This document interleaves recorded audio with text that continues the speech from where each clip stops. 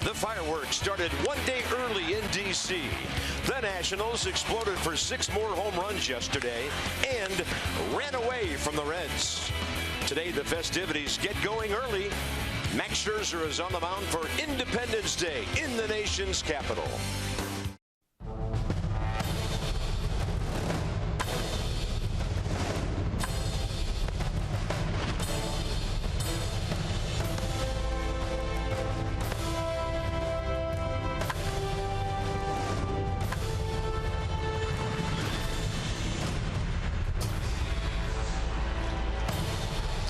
It's a day, or shall I say a morning, we look forward to all year long.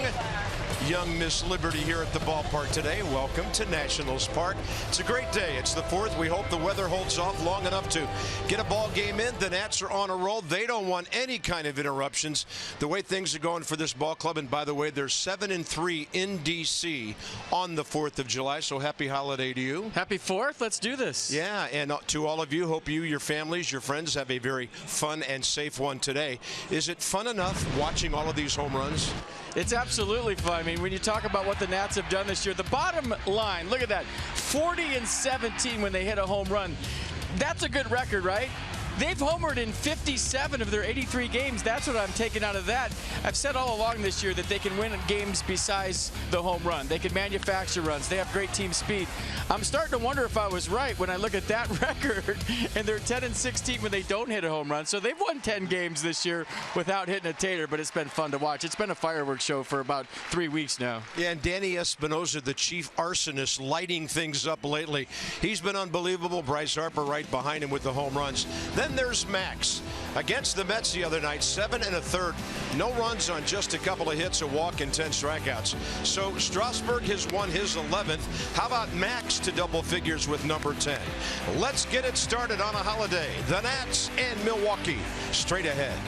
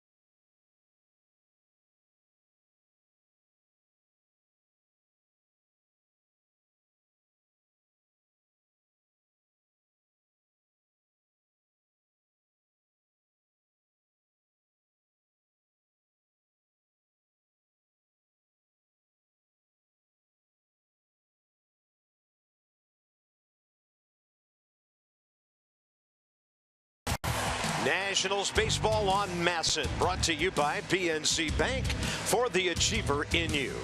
By Airlines for America, where airplanes land, opportunity takes off. And by Dominion National, providing innovative, high-value dental and vision benefits to area employers and individuals. Holiday in D.C. Yeah, the weather's not that great. Hopefully enough time to get a ball game in and have the Nats win their 8th in their last 9 attempts. So right now 71 degrees, quite comfortable at the ballpark. Humidity is up. Milwaukee 9th in the league in hitting, 12th in runs, 10th in home runs, and Ryan Braun, of course, is their guy. 5 for 13 against the Nats. This year, he's .306, 8 home runs, 26 RBIs against Washington in his career. And he is the guy that their offense revolves around. But they have a good leadoff guy, too, in Jonathan Villar when he makes contact. And we're underway at 11:05 with Max Scherzer. Let's see the arsenal. Last start, the fastball averaging 95 miles an hour. Slider was great. For an occasional cutter, curveball, and change to go with it. That was on the 29th against the Mets. 7 1/3 shutout. Gave up just 2 hits against the Mets. Struck out 10. He made the adjustments from his last start against the Brewers, where he gave up 5 runs, and it was real good last start. And the Nats uniforms looking very 4th of July-like. The Brewers have a few tweaks to their navy blues as well. This is Jonathan Villar hitting .296. Leads the league in stolen bases, but he does strike out a lot. 2-1 from Scherzer. Off to the left side. Corey Blazer, 7th year in the big leagues. The crew chief, 20 years. Jeff Nelson, first base. Greg Gibson, 18th year at second. And Nick Lentz is at third base. 2-2 pitch. In the air, right side. Ryan Zimmerman. Foul ball. 1 out.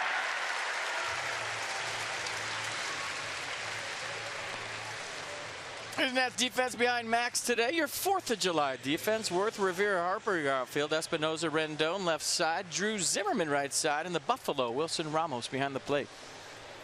Well, Dusty Baker says you got to be ready to play at 11 o'clock. He said he talked to some of the guys, and they said, yeah, we don't mind playing early because we get the rest of the day with our families. And hopefully that's the way things work out. Here's Scooter Gennett. 0 for 4 against Max. .283 career against the Nats. And it's just, well, just over a week or so after these two met in Milwaukee.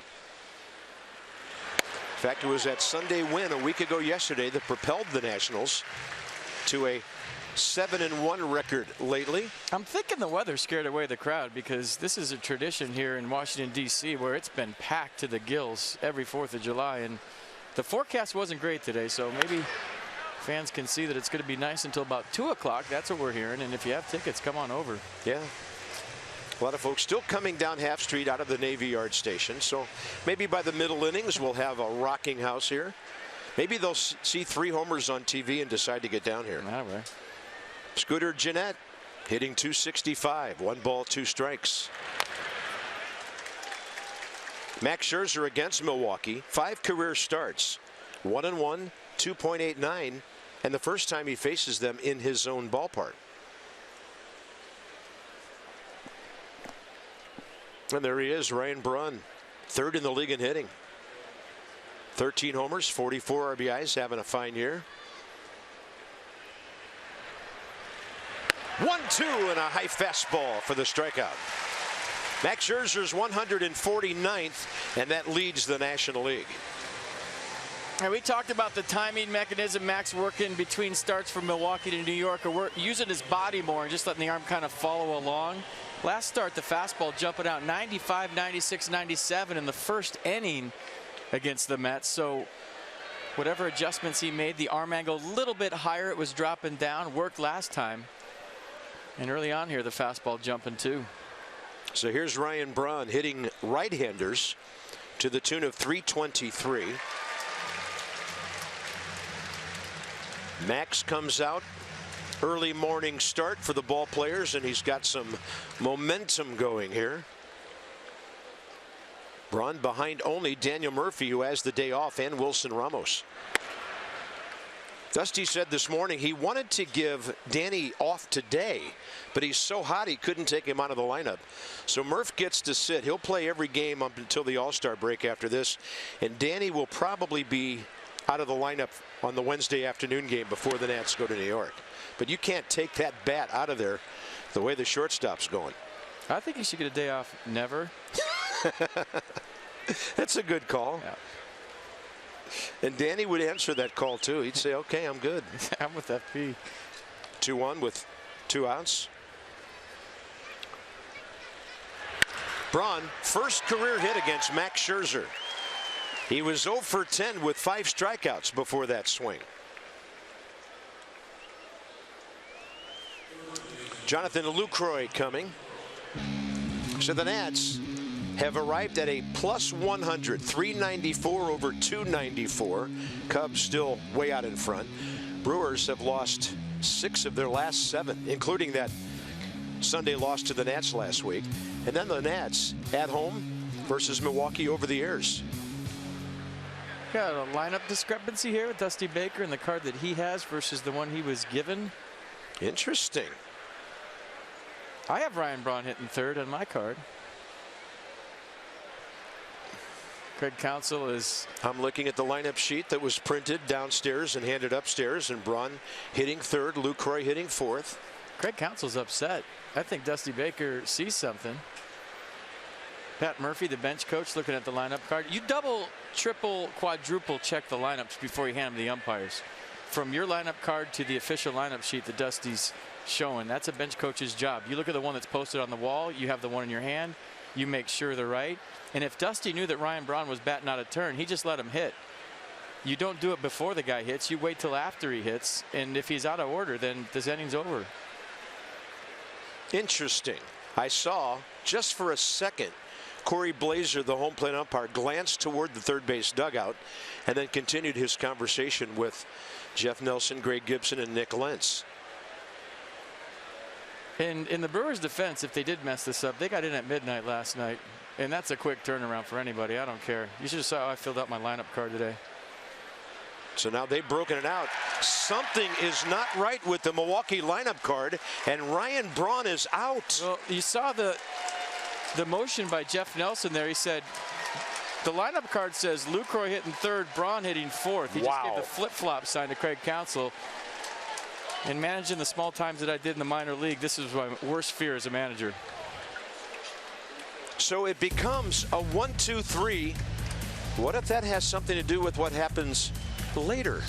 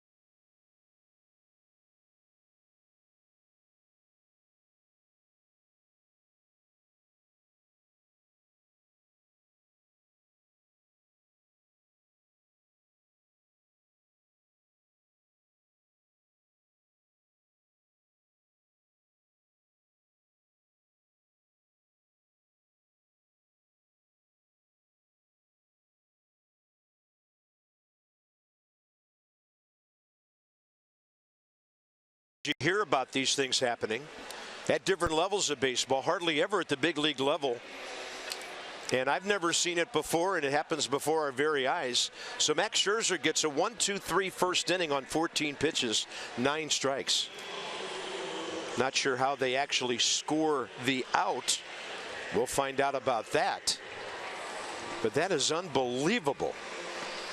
So in some cases, they give the out to the nearest fielder, which in this case would be Wilson Ramos, 2 unassisted. And if Max Scherzer happens to do what Max Scherzer often does, that could be really interesting later. More on that as the game continues. Here's Ben Revere leading the Nats lineup against Junior Guerra, 31 years of age, facing the Nats for the first time. He's 5-1 in 11 starts with a 3.25 ERA. Modified shift on for Revere. So Ben Revere right now is the center fielder, with Michael A. Taylor just a little while ago being optioned back to Syracuse upon the reactivation of Jonathan Papelbon. Nats now working with an 8-man bullpen. And Revere a bouncer to the right side for Scooter Gennett. Rest of the Nats lineup: Worth, Harper, Ramos, 2, 3, and 4. Wilson's on a tear, but nobody hitting like the guy who's usually 8th but today 7th. Danny Espinosa on base 16 of his last 31 plate appearances, having an unbelievable homestand. And against Cincinnati, he went 7 for 18 with 5 home runs and unbelievably 15 batted in. Crazy numbers. Here's Worth, followed by Harper. So if you're wondering what happened, all the lineups we have Ryan Braun hitting third. It was on the scoreboard, him hitting third. That's what the Brewers released. But when you make the lineup as a manager, you have that little carbon copy lineup that you write on to hand to the umpires, and usually that's the bench coach's job. He writes it on that. Whoever exchanges the lineup cards is based on superstition, who you want to do it on that day. It doesn't have to be the manager. But if you go out there and they don't match, and obviously the one that they gave to Corey Blazer had Jonathan Lucroy hitting third, Ryan Braun hitting fourth, and that's why Dusty waited till he was done hitting, which is the smart way to do it, and then go out and talk about it.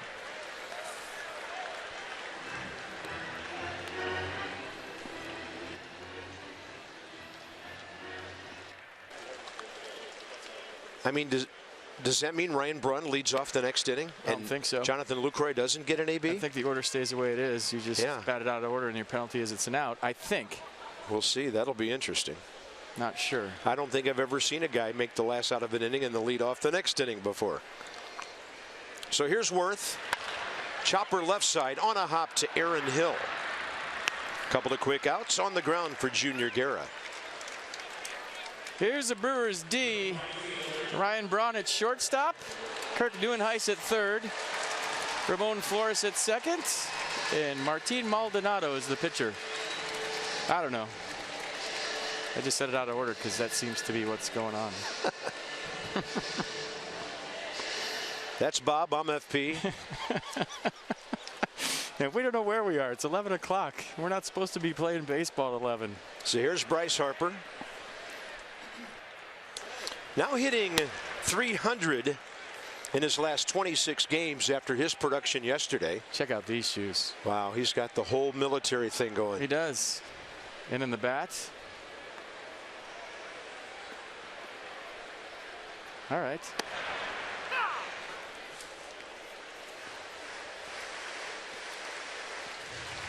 So Bryce yesterday, single, line out, homer, hit by a pitch. Starting to drive the ball again. And he was all over that one, straight back at Wynn. Let's have a look at yesterday's home run. Low liner, got out of here in a second. And that was after Danny Espinosa hit his 17th of the year. Then Bryce said, no, you're not leading the team. Within 5 minutes, he tied him. And then Danny said, no, I'm going to hit 18. So they're going back and forth. Your third place hitter and your 8th place hitter. Danny hitting 7th today, though. And with 2 strikes, the third baseman and shortstop just switched positions. Harper goes left side. It's a long run for Jonathan VR. And it just wasn't in the air long enough. He would have had a chance to reach over and grab that one. So just a moment ago before the pitch, Aaron Hill, the third baseman who was at short, moved up the middle. And then VR alone on the left side. Count remains 1-2. Nats, by the way, 8th in the league in batting average, 5th in runs, 114 home runs, leads the National League.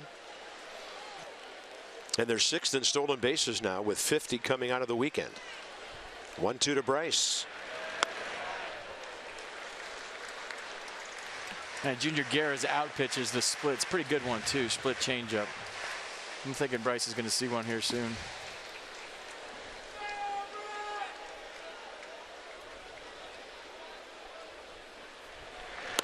Swing and a miss. That ball splitting and diving away from Bryce Harper. 1-2-3 first. So let's see who leads off the top of the second for the Brew Crew.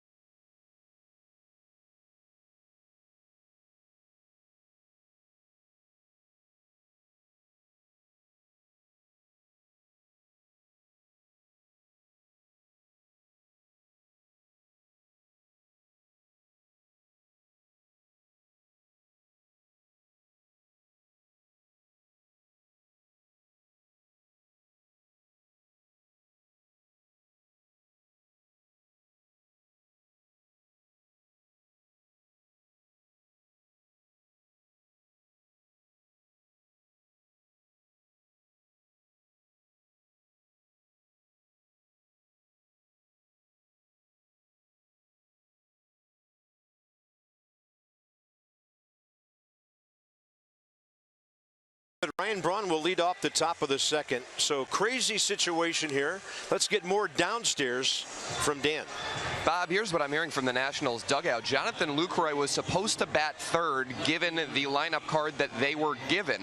When Ryan Braun batted third and had that base hit, Dusty Baker came out of the dugout. The Nationals were waiting to see what happened with that at-bat. If it benefited them to pull that card later on in the game, they would have done so. But because Ryan Braun reached base, Dusty Baker decided to come out, talk to the umpires about it. So Lucroy was supposed to bat third, Braun fourth. The Brewers batted out of order, and that's why Dusty Baker decided to talk to the umpires and called the Brewers on their mistake. We're told that Jonathan Lucroy, who didn't even bat, is already 0 for 1. You could have waited till the 9th inning if you wanted to with that, and pull it out of your pocket and say, excuse me.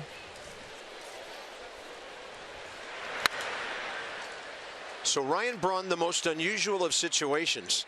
This is his first official at bat of the day. So in essence, he made the last out of the first and then leads off the second. He's still 0 for 10 career against Max Scherzer. Let's see how it works out.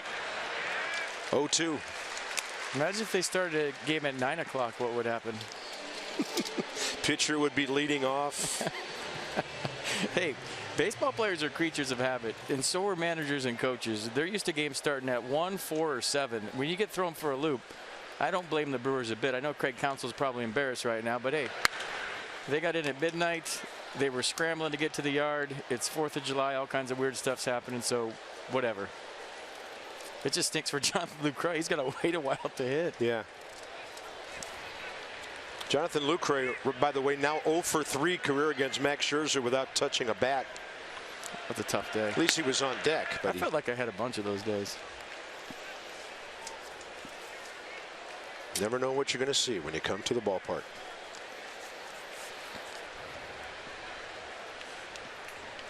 One and 2 to Braun. Did he go? No, says Jeff Nelson down at first base. Brewers have made a couple of changes today too with their roster. More in a minute. Ooh.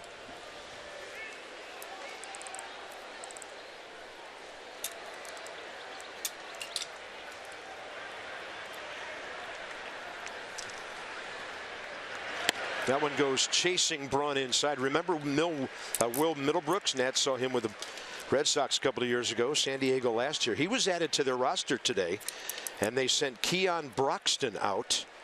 He's the hitter who had a pinch hit home run against Max in Milwaukee last weekend. Left side, here comes Rendon.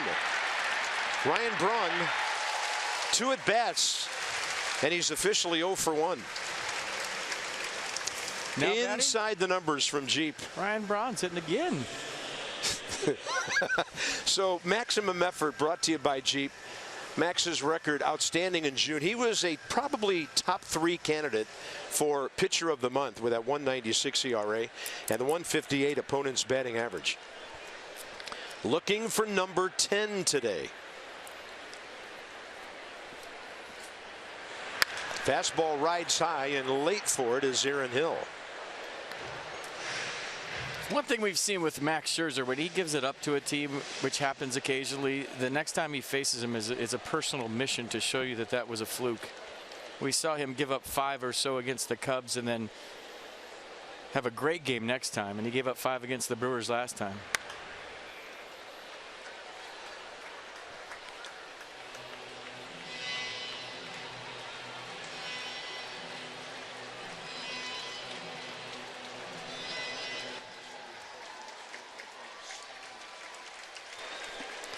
Oh, 0-2 with 1 out to Aaron Hill.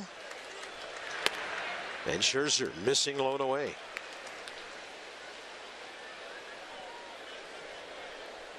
Aaron Hill against the Nats this year, 5 for 11. Couple of RBIs. They were swept at St. Louis over the weekend. He was 2 for 7 there. Looked like he held. Counts even, 2-2.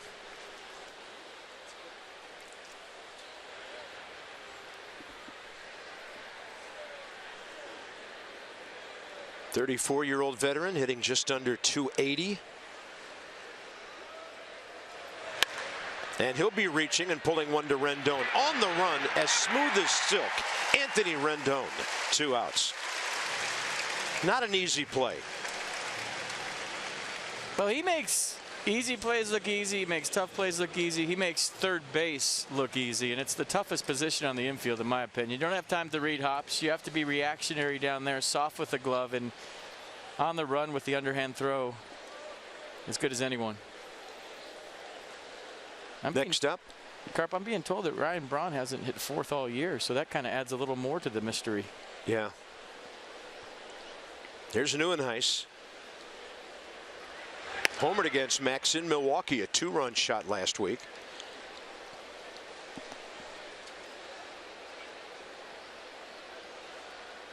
His only career hit against Max Scherzer.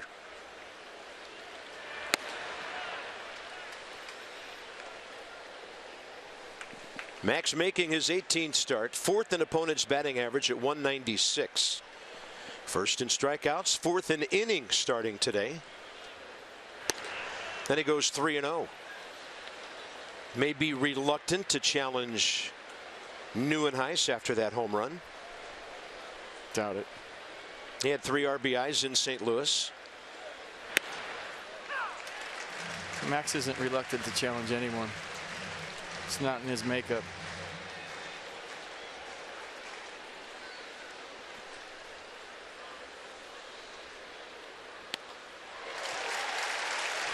And then he got him to chase. The count's back full, 3-2.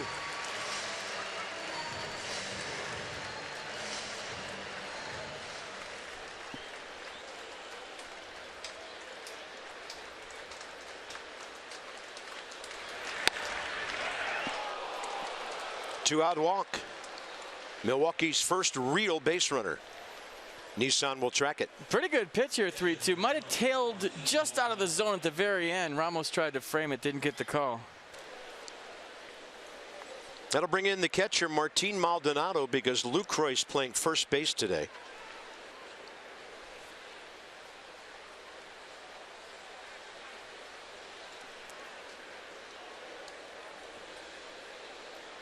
'59 at-bats this year, 9 hits.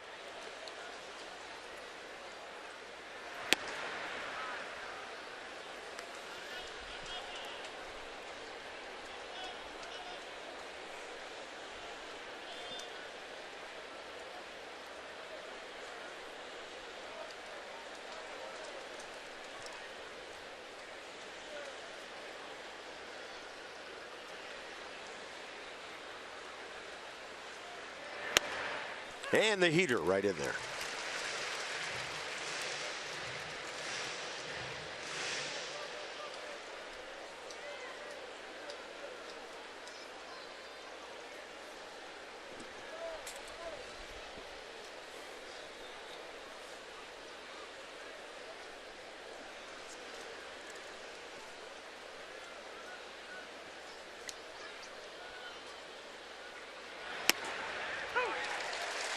So a little bit further out, a little higher, mid-90s early.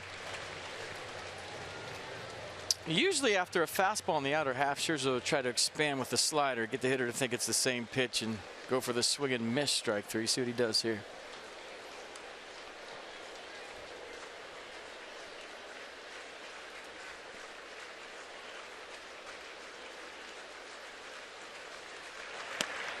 Tried.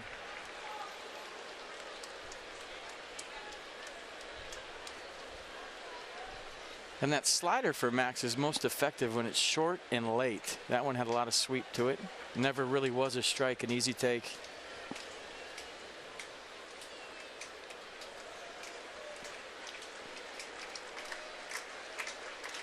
Short lead at first by Neuenhuis in a 2-2 pitch. And Max a long hold, hitter getting time.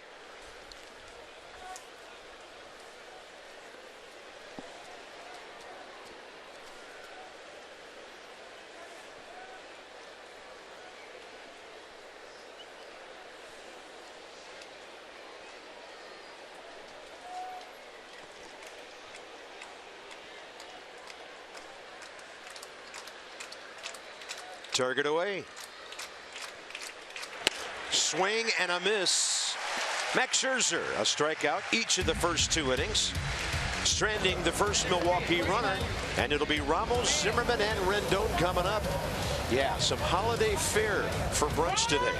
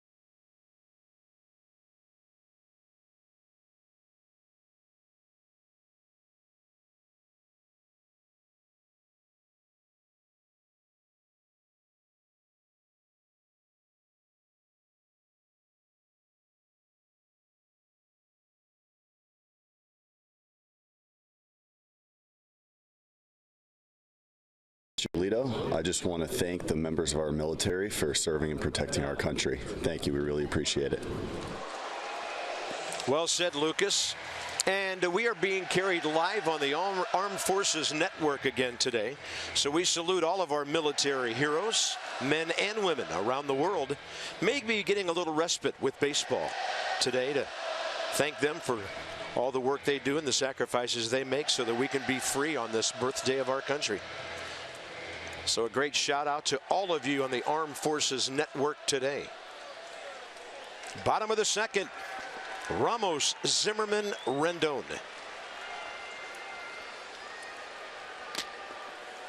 Wilson. Nation's capital. Baseball, 4th of July. Does it get any better than this? With a W, it does. 14 of 16, he's hit safely, and now 366 with 20 RBIs over that time. Wilson part of the home run parade yesterday. Outside, ball 1. Steps in as the league's leading hitter. with Murphy on the bench today, of course. Wilson at 343, Murph at 348.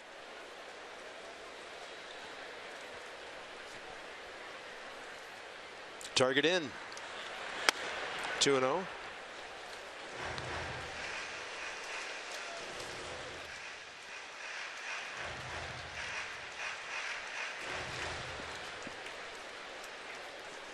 .429 on a 2-0 count.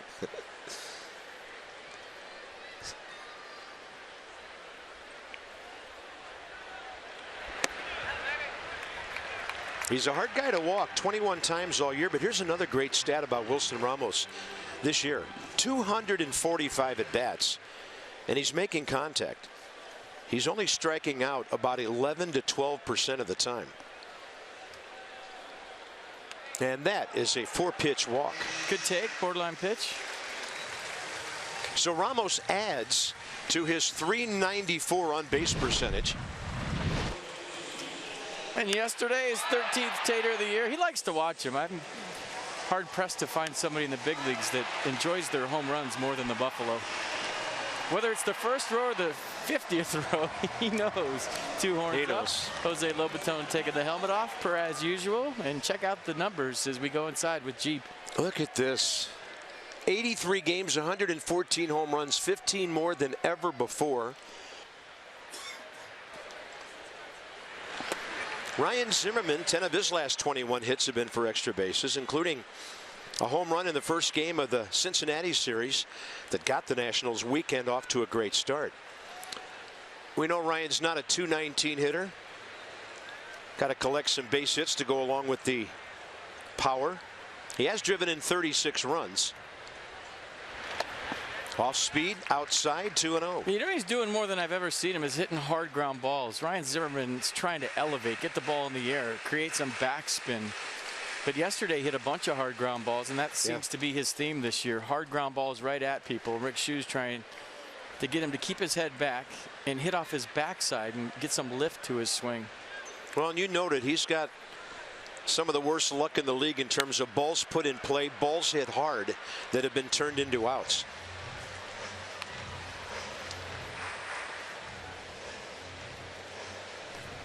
And you know what, as a hitter, when you're hitting balls hard at people, you're thinking, what am I doing wrong?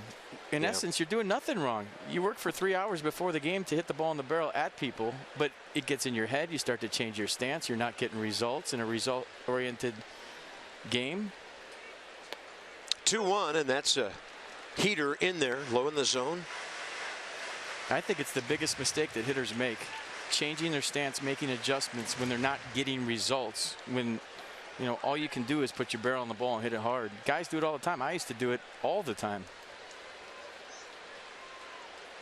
2-2. Ryan identifying the off speed. He's always liked Milwaukee pitching, even though this is a right-hander the Nats have never seen before. But against a team from the other division, 10 career home runs, 43 RBIs. Ballpark probably won't play real small today. Humidity's up, air a bit cool. 71 at game time. Probably a fair yard today. And off speed gets Zimmerman on the strikeout. Junior Guerra with his second. Summer would not be complete without a hot dog or 3 or 27. Joey Chestnut in the house. Nationals Park for $1 hot dog nights presented by Hatfield on Wednesday, July 6th. Joey eat about 800. Watch the Nationals battle the Brew Crew on the field and outduel the Milwaukee fans at Nats Dog Stand. So apparently it's on. Hot dog eating contest against Brewer fans. I'm calling that one you don't want to pick. They know how to eat their brats in Milwaukee. Little Nat sound and some sizzle to go with that video. You like them grilled, right? Got to be grilled. Anthony Rendon, first pitch swinging, fly ball for Ramon Flores. 2 down. All right, let's hear the welcome for Danny Espinosa.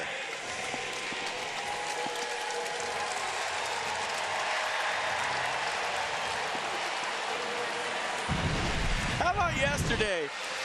The Nats had never had someone hit home runs from both sides of the plate for 1,859 regular season games.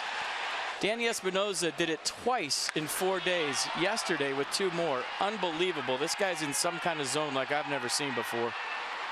18 home runs on the year for the Nats shortstop, and we think he's an all-star. So Terry Collins, if you're watching, this guy can help you win a ball game.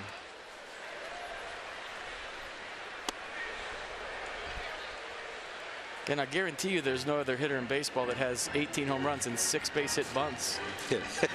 You know that's true. And he's done it all the 8th slot with a pitcher hitting behind him. He's hitting 7th today. But that makes it unbelievable to me.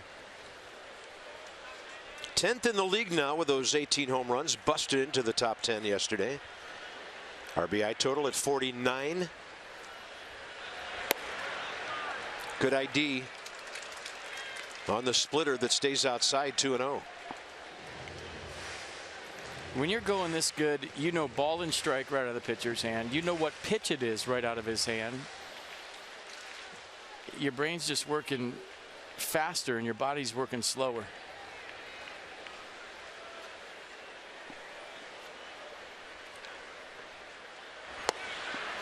Another off speed.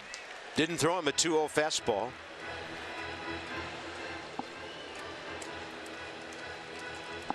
On base, 16 of his last 31 plate appearances. Amazing.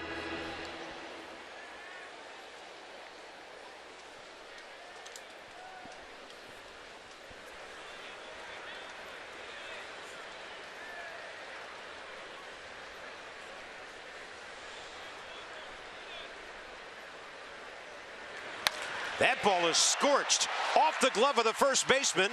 Going to be a base hit for Espinosa, as Jonathan Lucroy just couldn't keep it in his webbing. And how do you keep a rocket in your glove anyway? That'll be the Nats. 2 on, 2 out. I'm telling you, if that has any elevation, it's home run number 19. Can't hit it any harder than that. Hit it so hard that Lucroy, who normally a catcher, couldn't make the play. So there goes the no-hitter. And Danny Espinosa remains white hot. Hey, Wilson Ramos ducking, huh? Yeah, look out.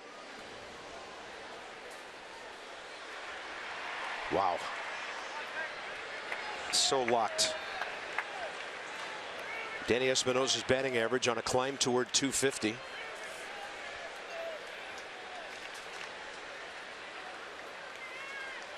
Stephen Drew in the 8th spot.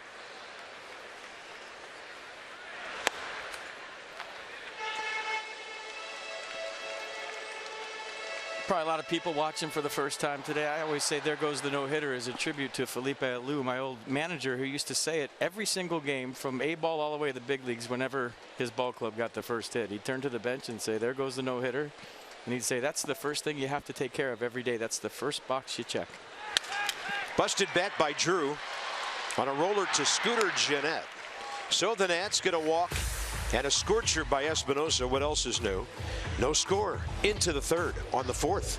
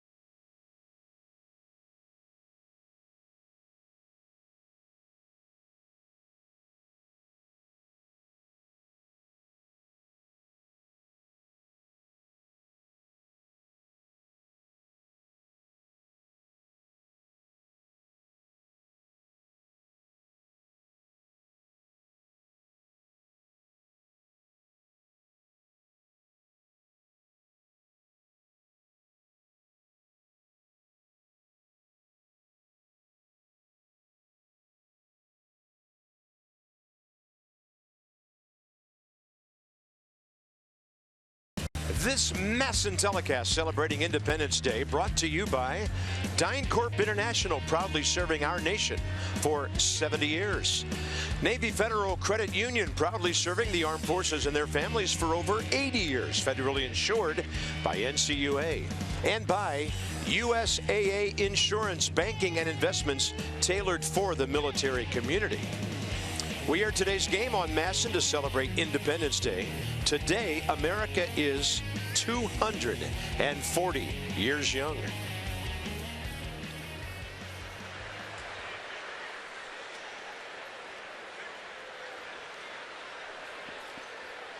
Flores, Guerra, and VR. 8-9-1 for the Brewers, top of the third. Max Scherzer so far 37 pitches, 21 strikes.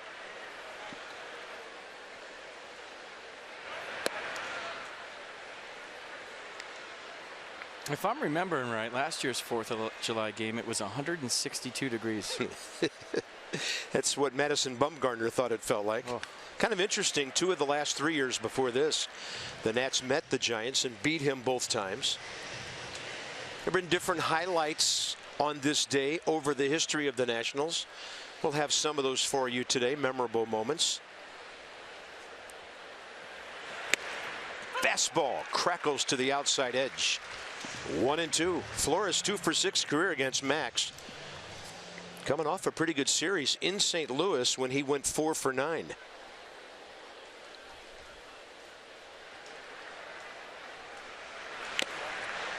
Foul tip, strikeout number 3. PNC Bank will take us inside the numbers. So back in 06, Nats' second year against the Marlins, his second career walk-off. Adam Dunn in 09, upper deck right field against the Braves. And then 2 of the last 4 years, the Nationals beating Madison Bumgarner.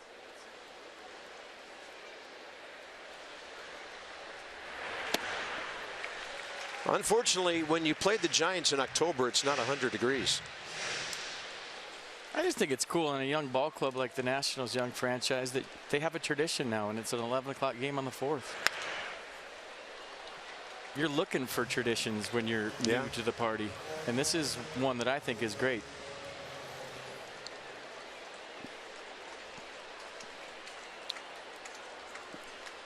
Uncle Sam in right field. That's a base hit up the middle. It sneaks through by Junior Guerra, the pitcher. His 4th hit of the year in 20 at-bats. Ryan Zimmerman against the Marlins back in 06. RFK Stadium. That was a slider, and you had to really hit it to get it out of that yard. That was the second one, and you might remember that moment with Ryan way up in the air. That's been immortalized at different times around the ball club in picture. Rising above it as Zimmerman has done so often. 10 career walk-off home runs. Leadoff man Jonathan VR fouled out to Zimmerman first time up. The ballpark was about 375 to straightaway left and about 390 out in the gaps.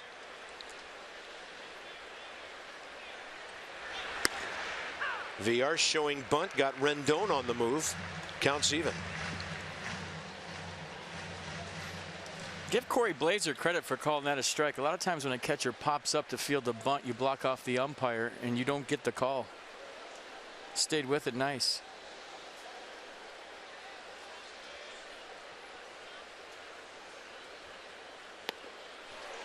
Wow, Max really pulling the string there. 1-2.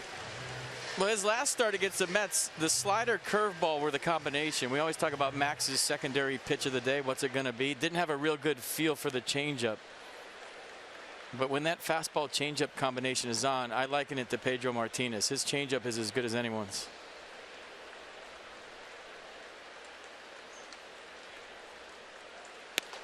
And he goes blasting the fastball to the outside edge. So Scherzer, his last 3 outs via swinging strikeouts.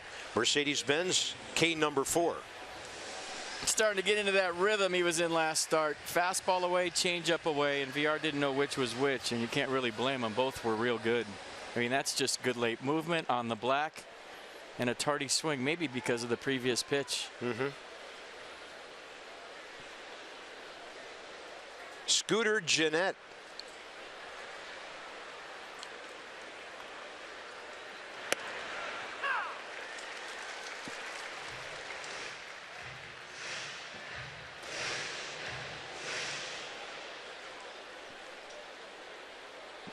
There's your on-deck hitter, Jonathan Lucroy, yet to swing the bat today or step into the box. Max mixing speeds beautifully here, had him way out in front there.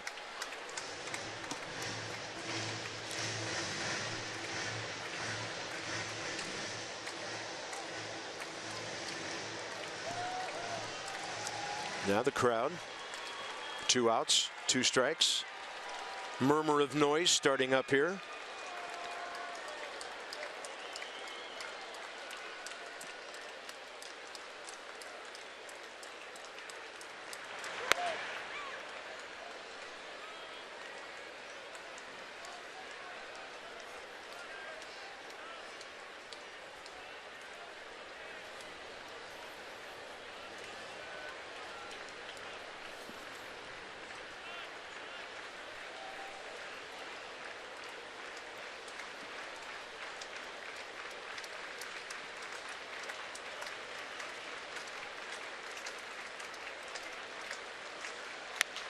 That's well hit, right field line. Nats needed to go foul. Close, and it did go foul. A little bit like the ball Murphy hit the other night. Not much hook on it, if any, and didn't miss by much. Scooter's hit 7 this year. And Max has given up 20. The long balls hurt him this year. It's usually on the fastball. I think this was a cutter, maybe a slider to Gennett, and it just, and I mean just hooks foul. Look at Max. He's wishing it foul. Look at the body language by the Nats starter.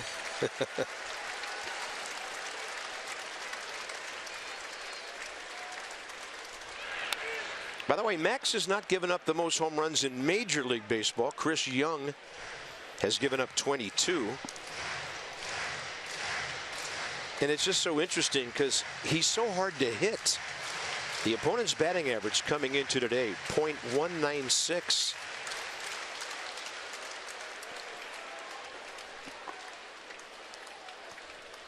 So it remains 1-2. Scooter Gennett, pretty good battle here. Target away by Ramos. Elevated, ball 2. Well, I think the reason he gives up so many home runs is A, he's a strike thrower, and B, at times he'll yank that fastball back across the plate to lefties. He very rarely throws the heater into lefties. It's away, away, away with the fastball. Sometimes he'll elevate it down the middle. But every once in a while he gets out of whack and he pulls that fastball across where it's supposed to be away and it comes right back down the middle. But count how many fastballs he throws in today. Not too many. 2-2. And for a hitter, Carp, no matter how good your stuff is, it's a real comfortable at bat because you know, hey, this guy's dirty, but he throws a lot of strikes, so I can go up there, be real aggressive. I'm gonna get something to hit. I might not hit it, and I might look dumb striking out, but I don't have to worry about getting hit.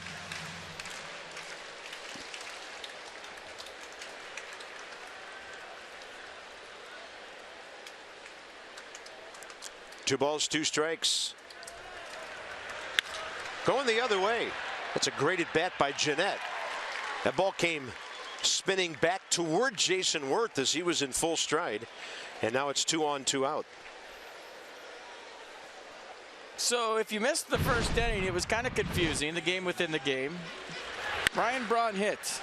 2 outs, nobody on, base hit up the middle, first hit of the day. Then Dusty Baker says, hey, whoa, my lineup card does not say Ryan Braun is hitting third. I have him hitting 4th and Jonathan Lucroy hitting 3rd.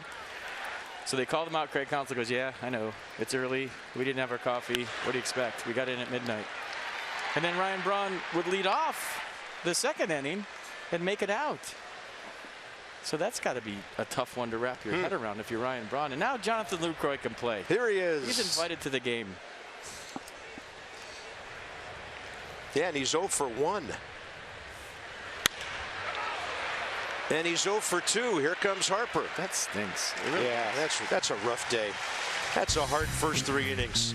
Scherzer to lead off in a scoreless game.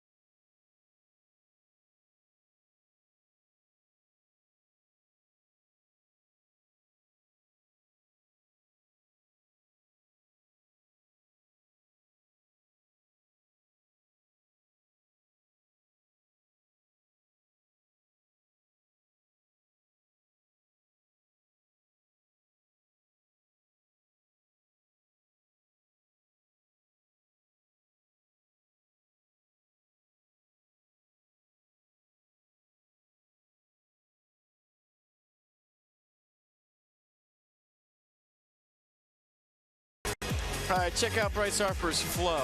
You wish you had hair like this. I know I wish I had hair like this. But Bryce Harper Chia Pet, which I've been calling the Bryce Harper Chia Fro, is on Tuesday, July 5th. First 20,000 fans. You get that. The green hair and all. Brewers in town, 7:05 start. Visit nationals.com for your Bryce Harper Chia Fro. I just pictured that on top of a Mayan pyramid somewhere. We're going to the bottom of the third. Max Scherzer. Nats making some moves today. Jonathan Papelbon, 16 saves and 18 opportunities returns. So the Nats have an 8-man bullpen. Michael A. Taylor hitting .225, 6 homers, 12 RBIs in 60 ball games. Optioned back to Syracuse. And Dusty addressed that this morning, even though that move had not been announced. He just said, the bullpen needs some help. So for now, 4 extra men, like a bunch of other ball clubs are doing that the Nats have faced lately, by the way, and an 8-man bullpen in this final week before the All-Star break. 7 games in 7 days. Max is 5 for 37 this year.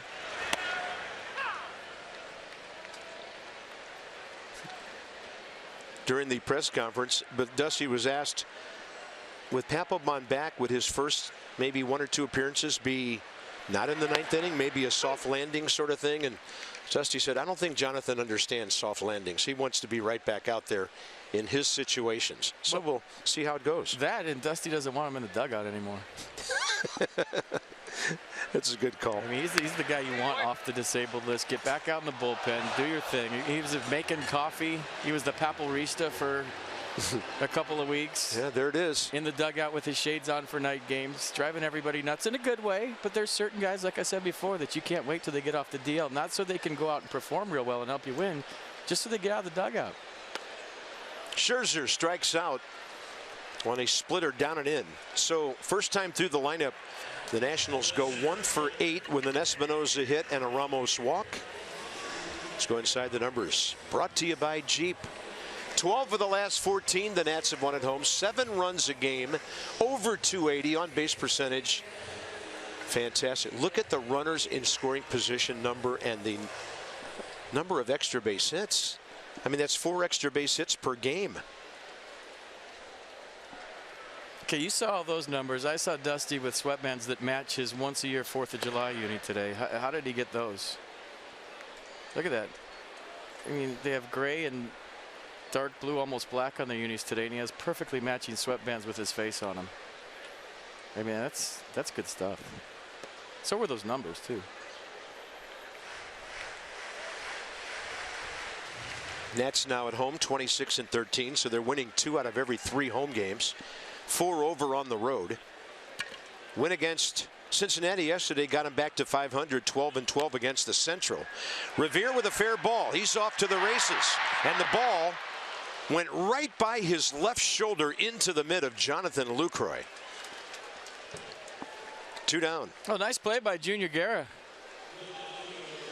He got off the mound quick, and this is not an easy throw. Why? Because the runner's in the line, and you really don't have an angle, so you know you got an above-average runner, and you have to throw it inside, and that's where it gets tough. And Jonathan Lucroy, guys used to picking him in the dirt behind the plate with gear on, makes a nice play right here. Almost catcher style, right? If he could have slid over and blocked it with his chest, he would have. Umpires would have had to make a decision had that ball hit Revere. Here's Jason Worth.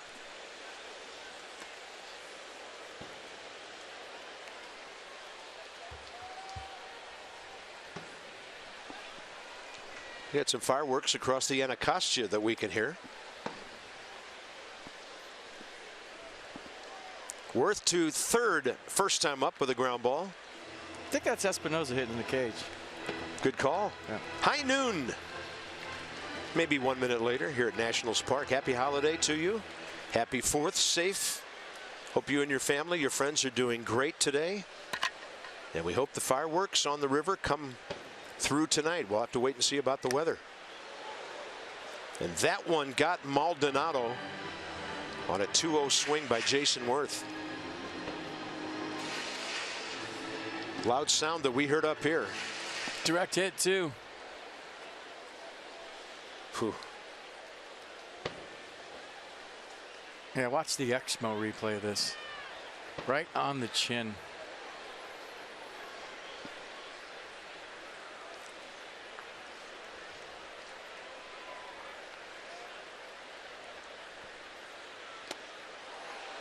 Two and two. It's hard to believe that catchers used to just wear a ball cap under their mask. And I think it was Tom Haller of the Giants back in the 60s who might have been the first to go with the helmet. Some of the guys just went with standard batting helmets under the mask. And now they're all custom made and different designs, and guys have their own unique way of protecting themselves.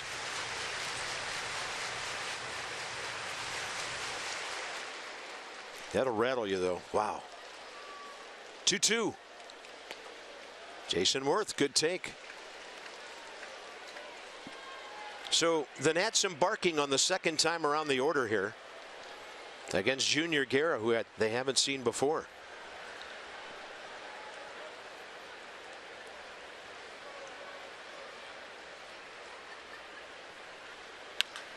Worth, one hopper. Hill came to get it. Nationals go 1-2-3 in the third. Guerra and Scherzer matching up very well.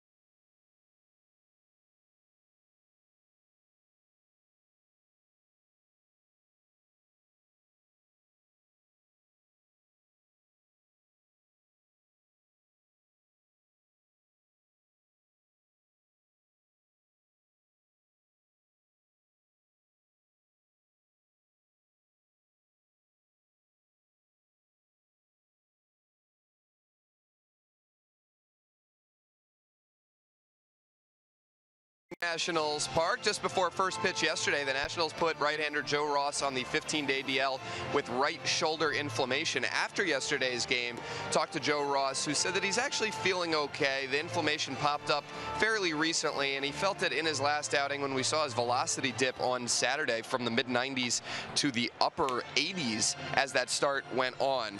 Dusty Baker added today that the Nationals have been watching Ross's innings. They want him available and strong in September and October if need be. Dusty said that Ross probably could have pitched through the discomfort if this was September, but the Nationals are taking a precautionary measure here, getting Ross on the DL now, giving him some time to rest, and they hope that that shoulder inflammation will clear up, guys, in the couple weeks on the DL.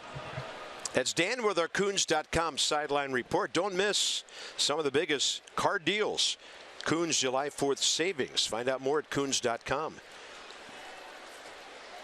Here's, well, it's supposed to be Lucroy, but it's Ryan Braun because of the lineup card they handed in. So he's actually up there for the third time today, 0 for 1. Dusty made another interesting comment about Joe Ross that I'd never heard before. He said they caught Joe peeking at the speed readings on the scoreboard a few times.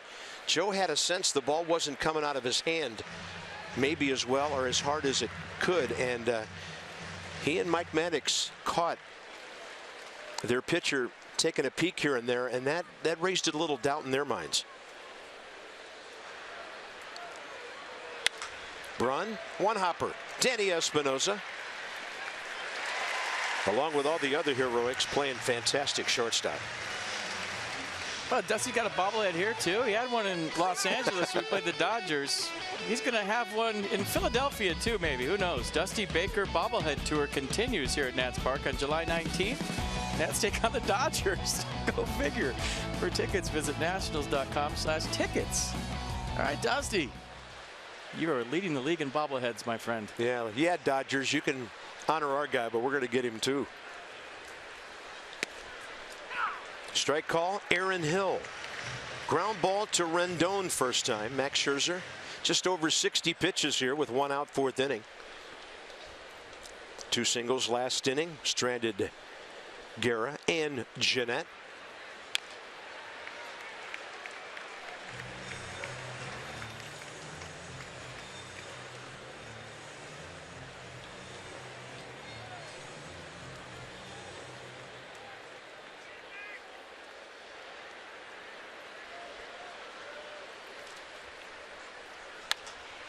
Oh-2 pitch, and he fouls it. Brewers on the road. Been a very rough ride for them, playing .333 baseball, 13-26. Against the East, they're 12-14.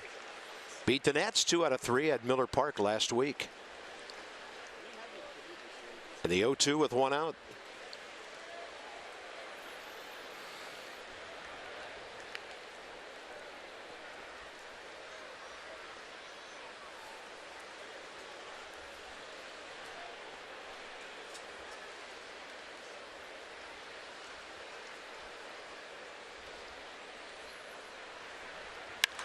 Well hit left field.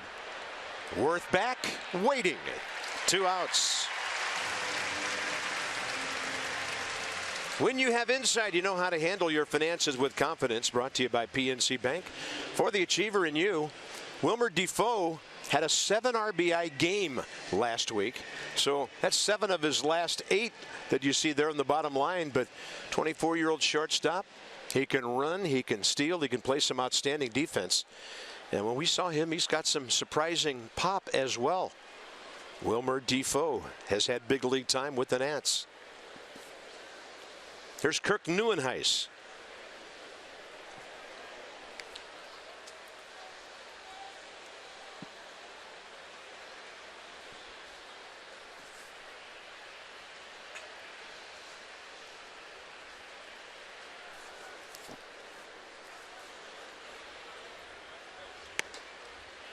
Two and 0.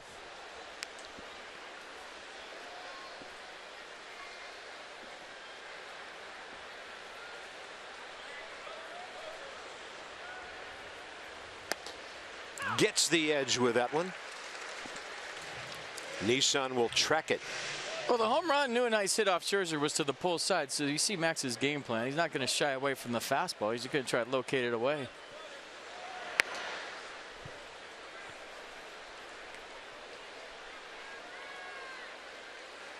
I think he was 0 for 7 with 7 strikeouts before that against Scherzer.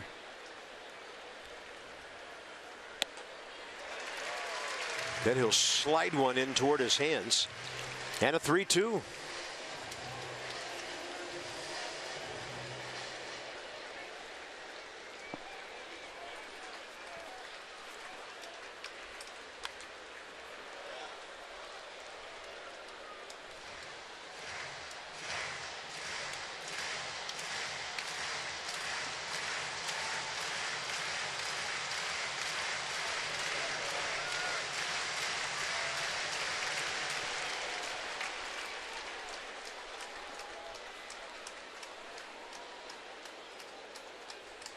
Challenge heater up and away, and he gets the strikeout.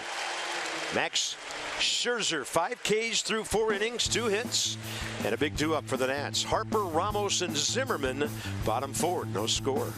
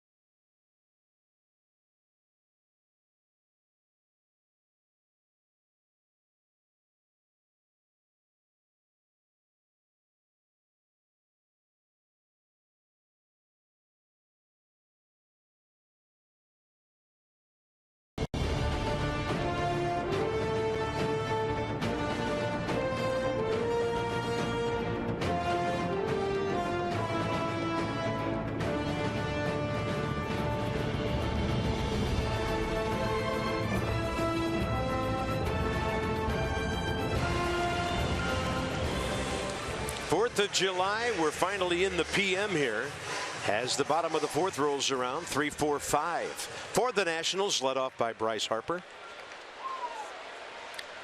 Different bat this time around, different shoes. Yeah, maybe 4 pairs of cleat day. Let's see. Harper up the middle into the shift, though. That's VR playing up the middle, and he's got Bryce. Geico President's Race on Independence Day. George has the flag, and you might notice there's Tom, there's Abe, the others to follow. They finish in the order of their presidencies. We've seen that before, and we like it. Number 1 is number 1 today.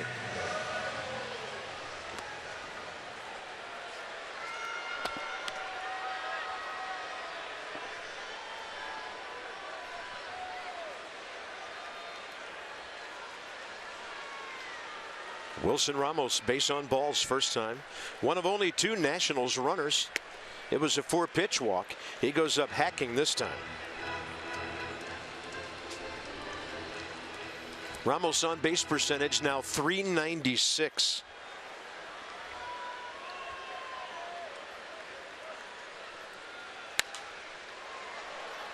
He's also been good against the Brewers, 6 for 10 in that series over in Milwaukee.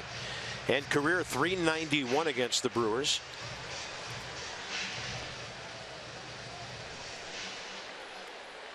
Murphy today off. Back in tomorrow for the rest of the week. And then Ryan Braun.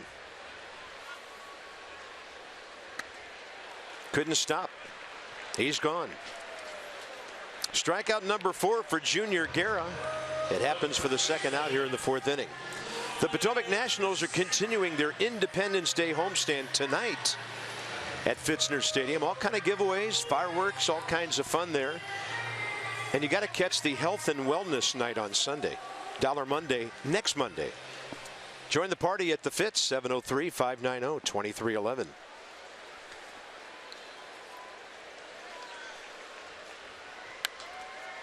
Ryan Zimmerman struck out off speed first time, so trying to make something happen early here.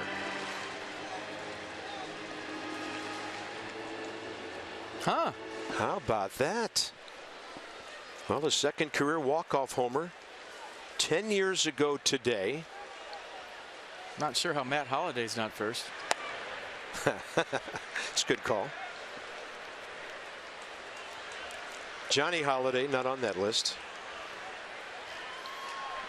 But he's had 10 straight great pregame shows on July 4th. There's that 84 that just dives into the right-handed batter. 1-2.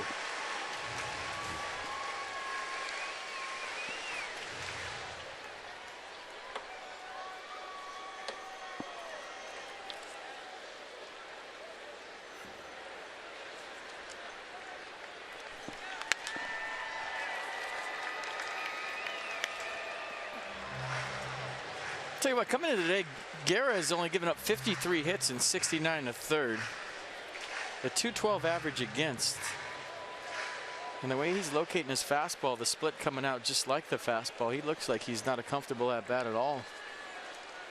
And you might be wondering, at the age of 31, where has he been? Well, he used to be a catcher. Signed with the Braves back in October of '01. Outfielder, catcher in the Braves organization, and something has happened to Junior Guerra as or after he threw that pitch. Did his chain hit him in the face? I mean, it's not funny, but if you have that much jewelry on and it's out of your shirt, it can be deadly. I'm thinking his jewelry hit him.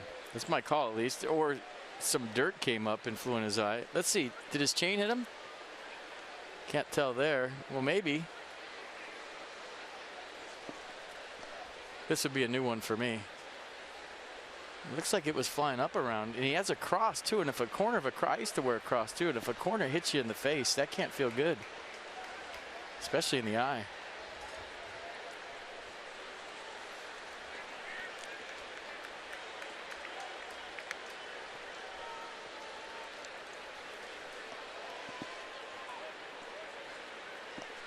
So it's 2-2 to Ryan Zimmerman.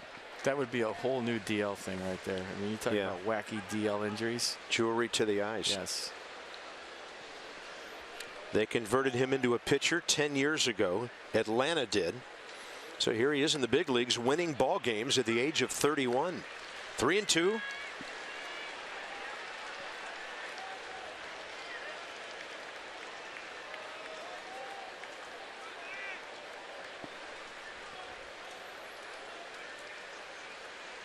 Zimmerman to the left side, cut off. Aaron Hill.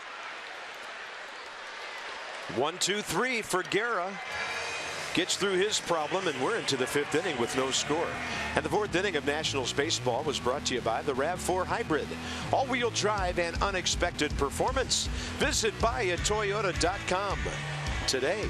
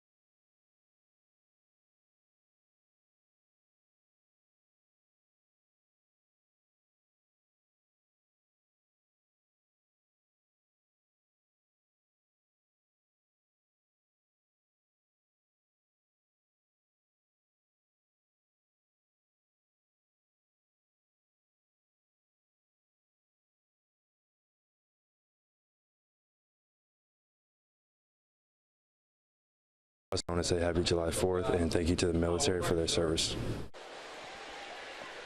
Thank you, Joe. On to the 5th inning. All about the pitching right now. Scherzer 4 innings, no runs, 2 hits. Junior Guerra 4 innings, no runs, 1 hit, 1 walk. Max has walked 1 batter. Martin Maldonado leads off. Ramon Flores, Junior Guerra to follow.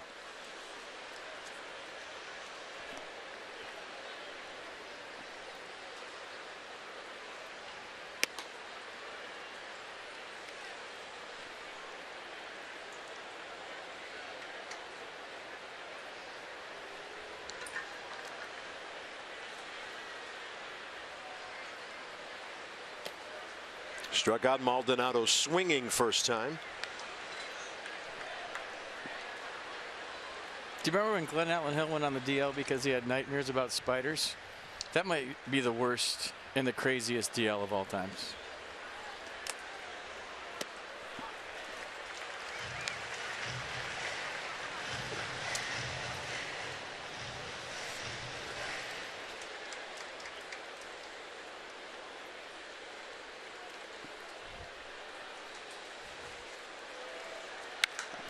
That ball launched to left.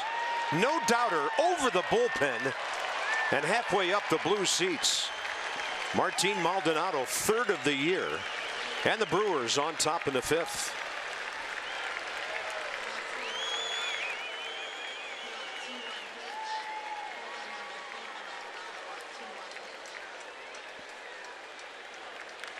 Well, that's no doubter, and it was a fastball for Max. It was supposed to be away, and it kind of came back down and in, and that's kind of been the story for Max on home runs this year. Location mistakes. Guys are going up there hacking because they don't want to get to 2 strikes. And Barrel runs into baseball, and that one went far. 1-0 Brewers. Wow. Milwaukee's 84th home run of the year. Maldonado, his 23rd career. Here's Ramon Flores, the number 8 hitter, and 0-2.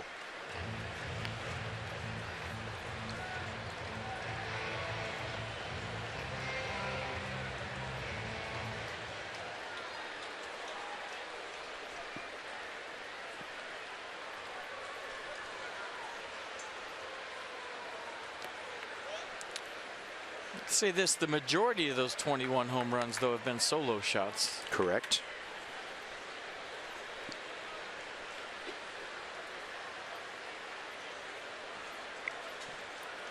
One and 2, pitcher on deck. Milwaukee on top.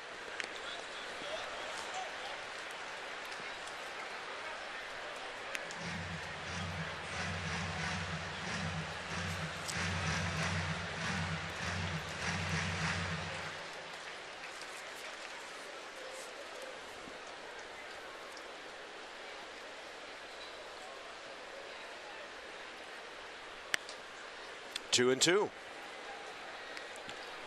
Flores, the strikeout victim first time. 2 for 7 career against the right-hander Scherzer.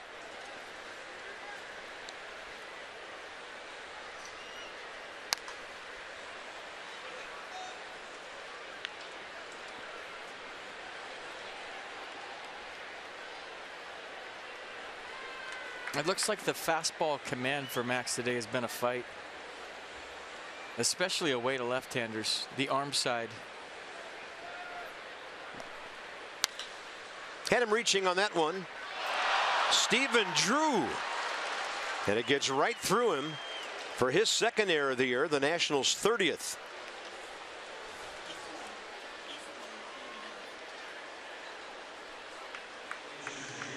That's something you don't see every day with this ball club. One of the better defenses in the National League. It looks like he kind of sat on that, and anytime your feet get still, your glove gets a little jittery, a little hard, kind of came up. And now it gives Junior Guerra a chance to bunt a runner along. Yeah. Big play in a low-scoring game. Guerra based it up the middle first time. He has bunted well this year. He already has 4 sacrifice punts.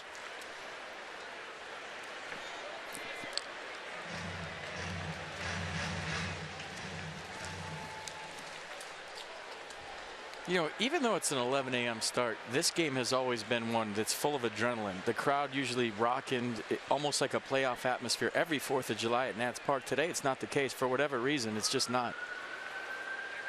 And maybe that's why you're seeing low hits, errors, and not a well-played game this far. Yeah, it's a good bunt.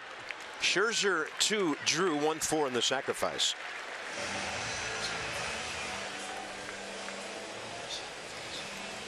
Jonathan Villar and Scooter Gennett.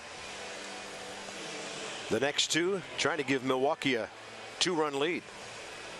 I mean, in years past, the coffee has been the crowd for this game. You're right. Can't say the same today.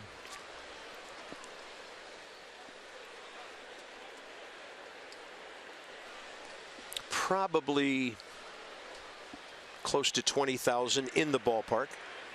Just estimating. Here's Villar, who has fouled out and struck out.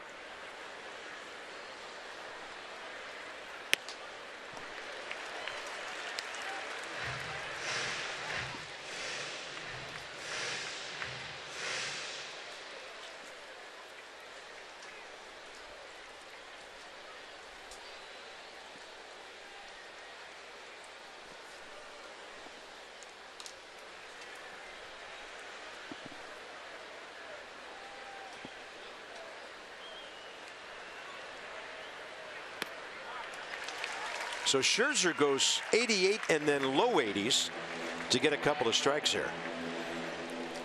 Changeup's been his best pitch today by far.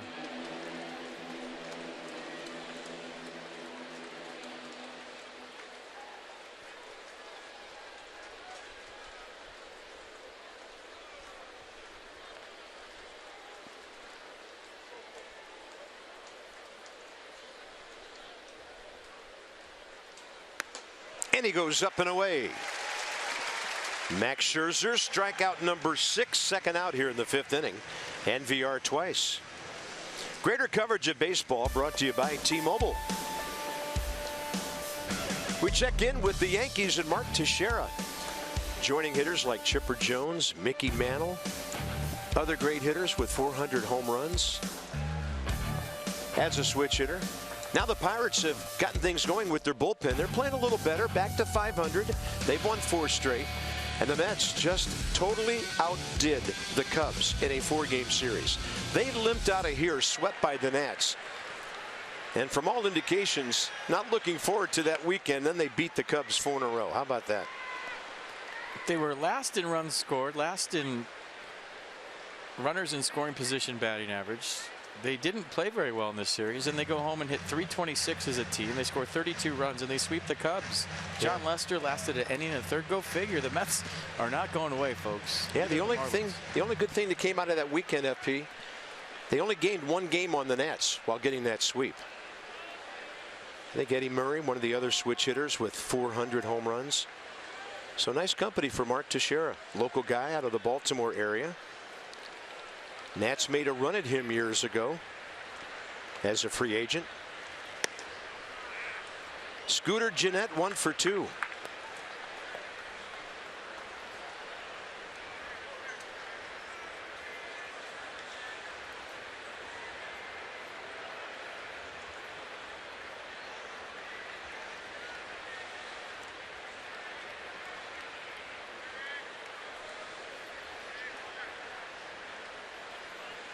Just for the record, I never, ever like to see a guy base hit bunt with a runner on second and 2 outs.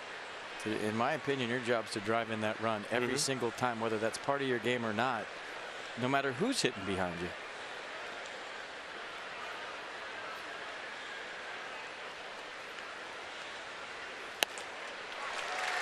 And especially when you got a base hit last time up. It's just not good baseball. And I'm pretty sure Craig Counsell would agree.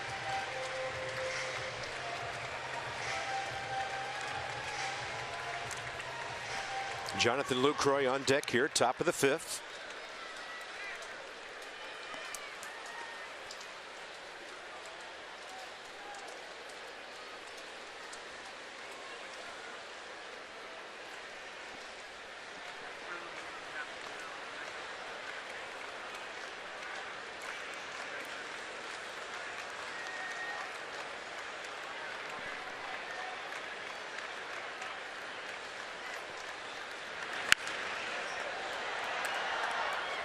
Well, Scooter had a great battle last time before singling to left, fouled off a bunch of 2-strike pitches.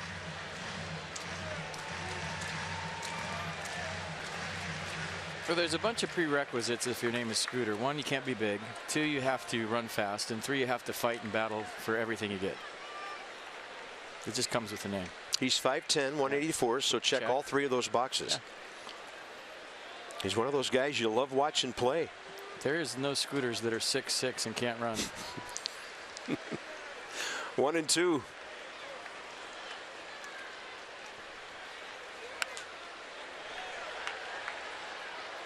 I mean, yesterday with the Reds, Jumbo, there's no way he could be named Scooter. No. Jumbo Diaz. And there's no way that Scooter could be named Jumbo. Yeah, Jumbo Jeanette does not ring a bell.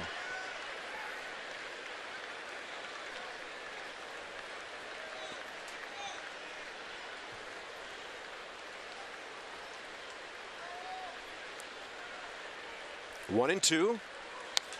He's going to pull one to right. Bryce Harper backing up a little bit and then waiting for it. So Max gives up the leadoff homer, pitches around the error. Rendon, Espinosa, and Drew coming up south of the Capitol.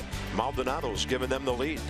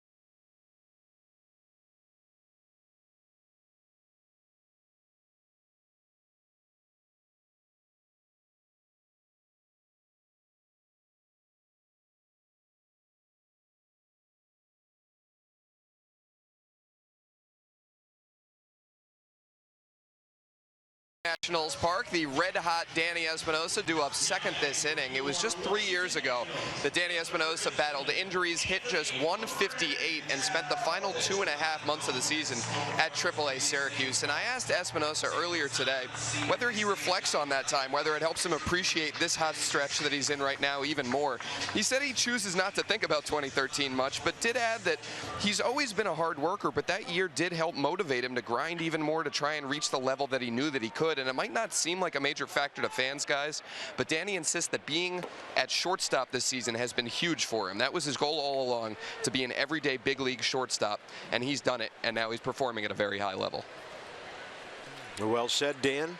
Don't miss some of the biggest Coons July 4th car savings ever. Find out at Coons.com. That's Dan with our sideline report. So it's Danny Espinosa after Anthony Rendon here, bottom of the 5th. Nats not many hard hit balls against Junior Guerra so far. Into this inning, 56 pitches, 32 strikes.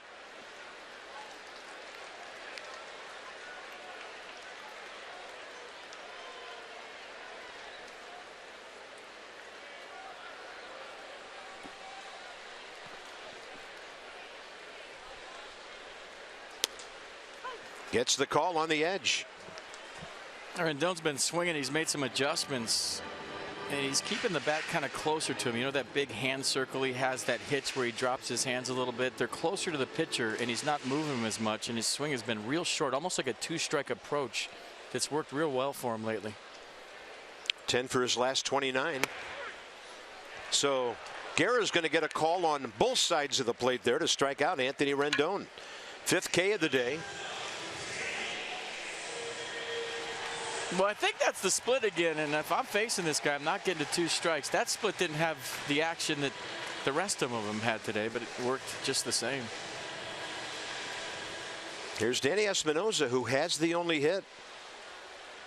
I thought it was kind of cool after the game yesterday when Dan interviewed Danny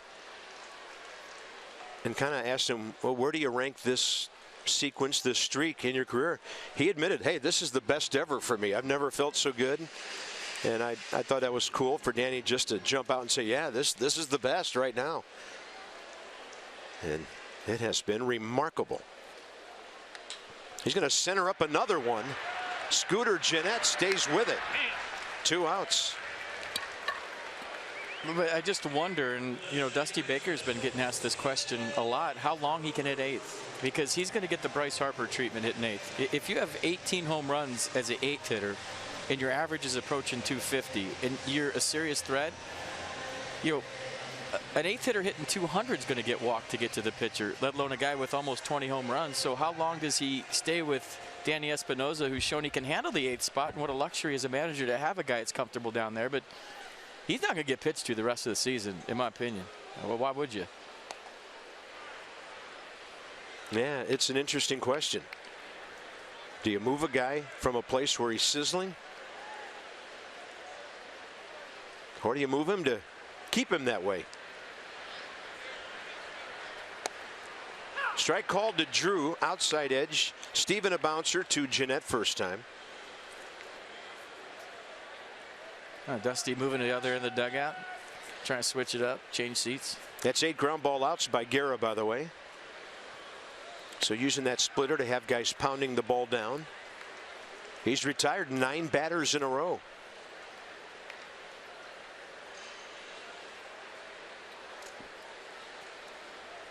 Really throwing downhill too with that overhand delivery.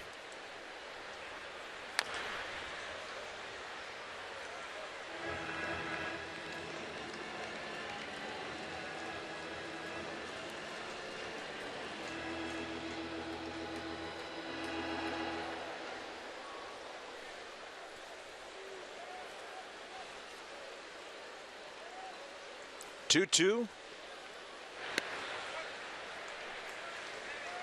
Trying to turn the lineup over and get Max Scherzer in the box here in the 5th inning.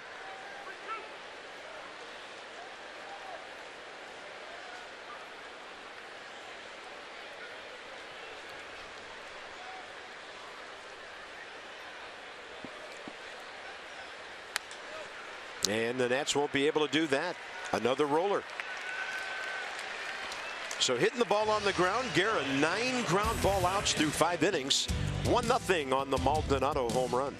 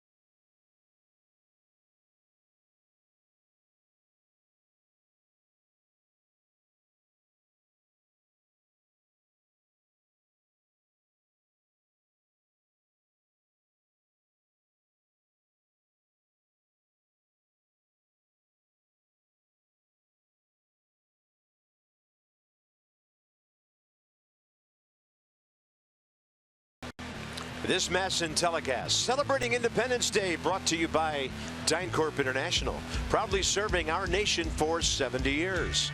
By Navy Federal Credit Union, proudly serving the armed forces and their families for over 80 years, federally insured by NCUA.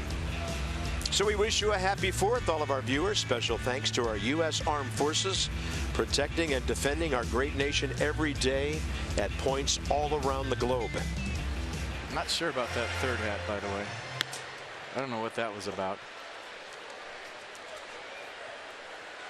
Hawaiian hat? What was that? That's a good one. Tropical day.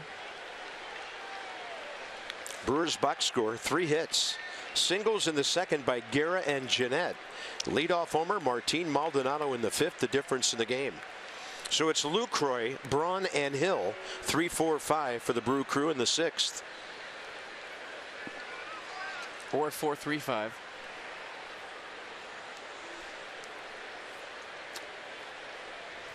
Lucroy 0 for 2 technically.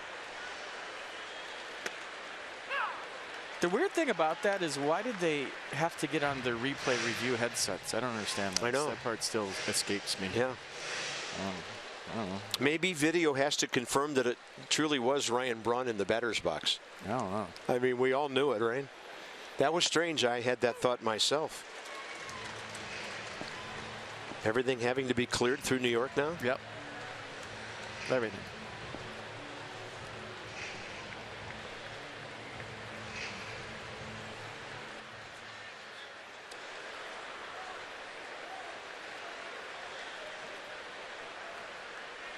If you weren't with us in the top of the 1st, and that's not a swing, Ryan Braun, according to the Brewers lineup, was supposed to bat 4th. He came up 3rd. It said so on the scoreboard and the lineup sheets we had been given. The Nats waited till he singled up the middle. Then Dusty brought out the lineup card and he was called out, but it meant that Lucroy was really called out. Very bizarre. Strikeout number 7 for Max Scherzer.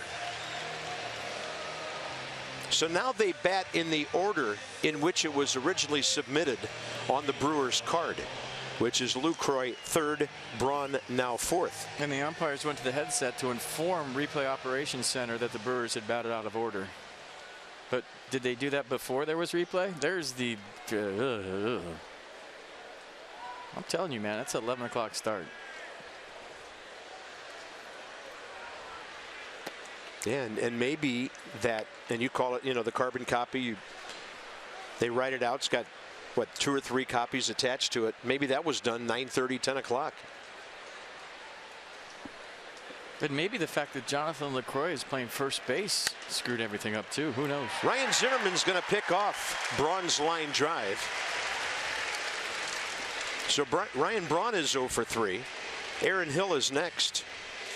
Follow the Nats and all of baseball live with the MLB.com at-bat app. Game day, live game video highlights and StatCast. You can download it.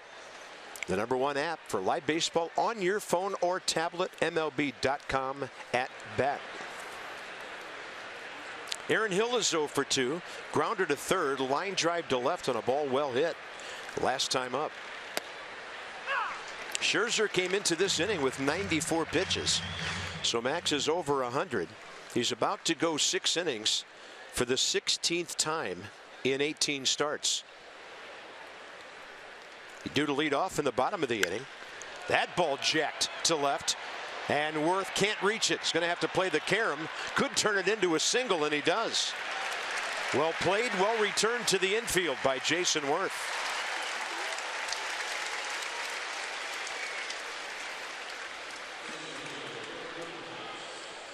Yeah, played it perfectly. You're wondering, is this going to stay up enough to get out of here? It was hit hard enough, but Jason Worth plays it perfectly off the fence, holding Hill to just a 2-out single. Nice play. Here's Neuenhuis.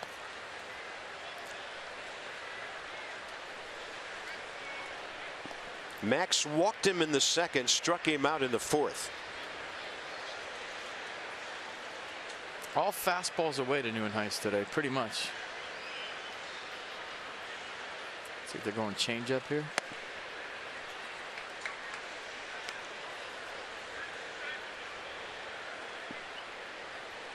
Mercedes-Benz didn't get the call.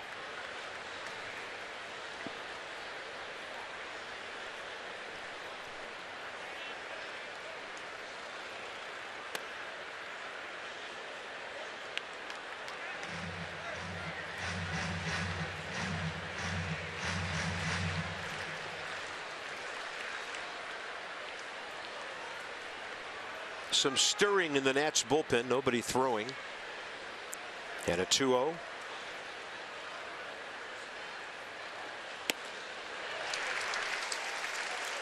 So getting some different looks here. That's a slider.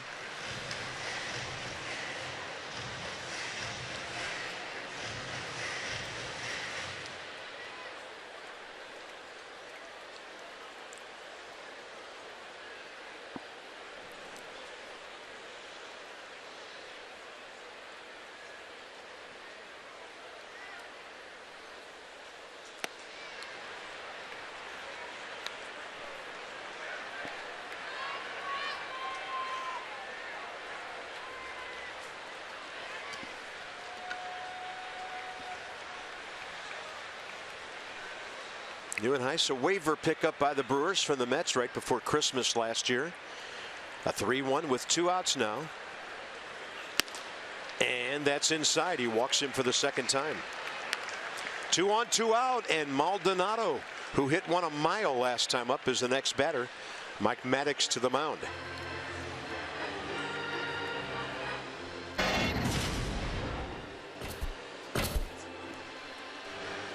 Time for some Yellowwood bringing the lumber. Martin Maldonado last time up, a Fartator. Got a 95-mile-an-hour fastball right down the heart of the plate. Knew what to do with it over his own bullpen.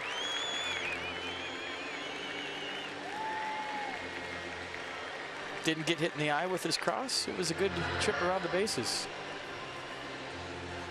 Yeah, one of the longer home runs we've seen by a visiting player here this year.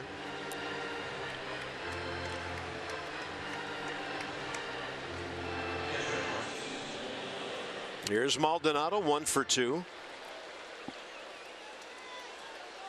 That was his 10th hit of the entire year. He's 10 for 61. 3 of them have been homers. He's driven in 5. Hadn't faced Max Scherzer before today.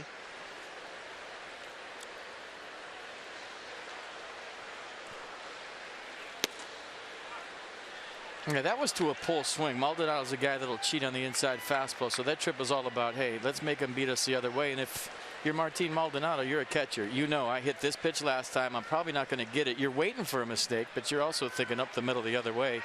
Probably not going to get anything firm to pull here. Everything probably going to be soft and away.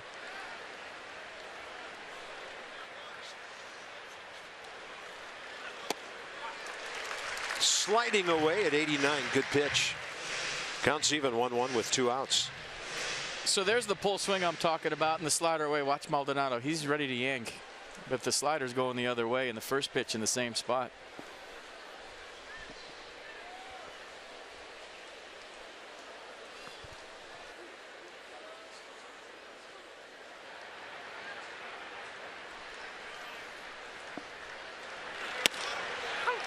Wow.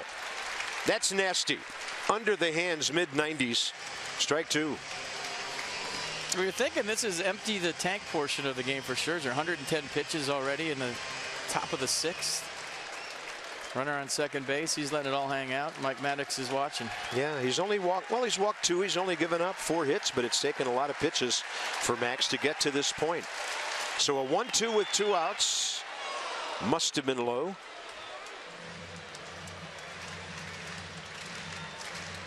It's a good take.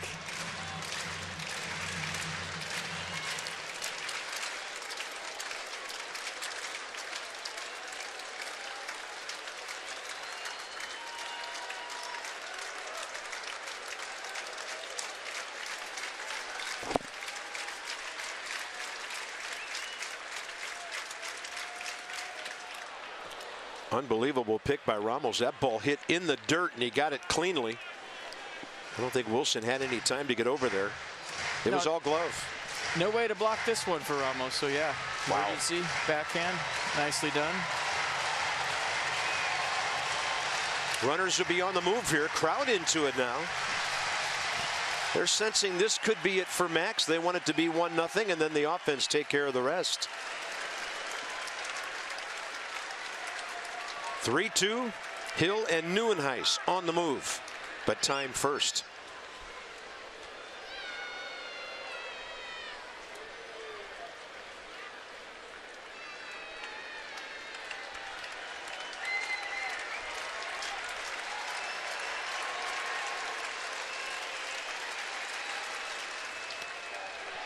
Bases loaded for the number 8 hitter, Ramon Flores. Yeah, nobody up in the Nats bullpen, so this is all Max. Dusty with lots of confidence in his right-hander. Guy's stretching down there, but nobody's throwing. 114th pitch coming for Max right here, right now. Flores, swinging strikeout. Then he reached on the ball, the ground ball that got through Stephen Drew.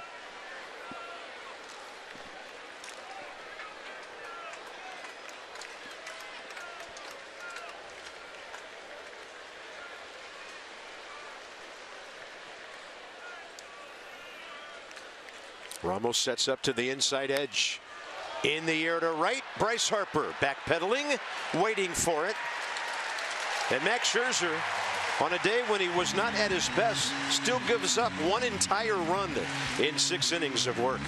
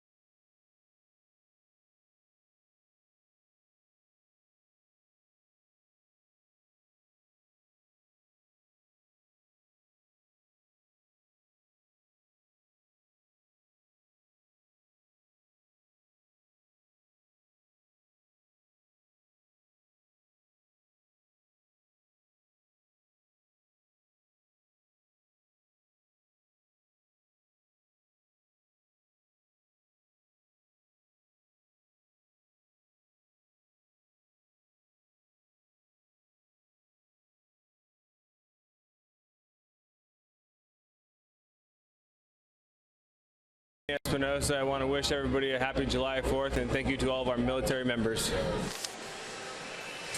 All right, Danny, thank you. Well said. We're going to the bottom of the 6th, and Max Scherzer is done for the day.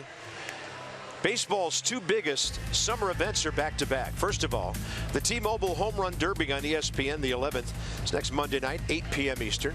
And the very next night, baseball's biggest stars at the 87th All-Star Game, presented by MasterCard on Fox. Coverage begins at 7:30 Eastern Time in San Diego.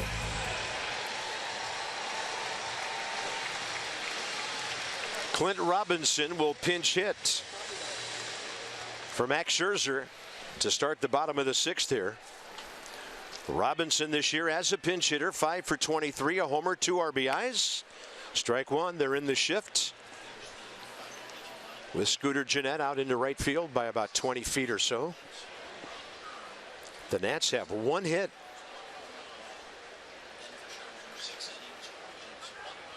Danny Espinosa's drive off the glove of Jonathan Lucroy with 2 outs in the 2nd. 10 straight for Guerra since. A lot of times scorekeepers will make that first hit be a clean one, but I think they got that right with Danny. He hit that ball right on the nose. Yeah, Ramos will walk to lead off that 2nd inning, and since Espinosa's hit, 10 straight, 9 ground ball outs. Robinson down the line. Is the game tied? Just to the right of the pole.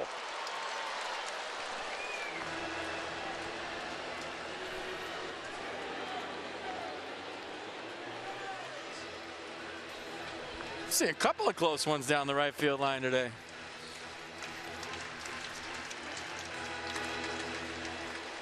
Scooter Gennett gave one a ride, and now Clint Robinson. Ooh. Yeah.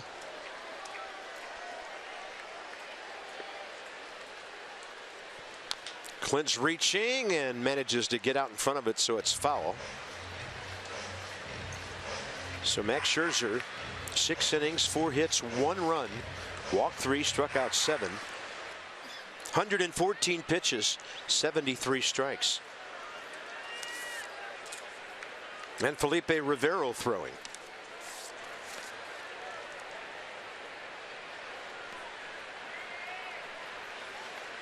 Well, there's a lot of weather approaching. It's going to be here in about a half hour or so.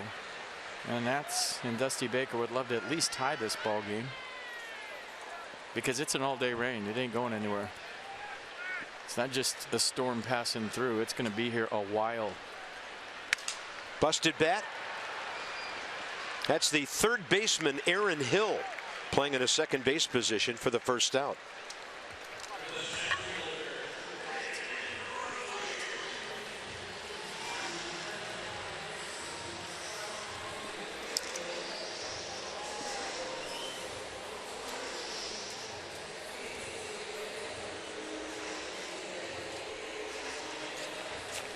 And Felipe getting loose.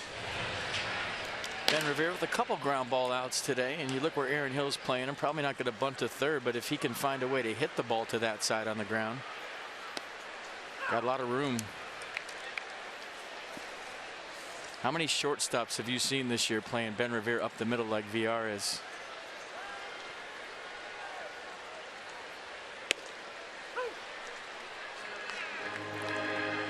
Milwaukee moves guys around as much as anybody. And now a standard move as Hill moves back with 2 strikes.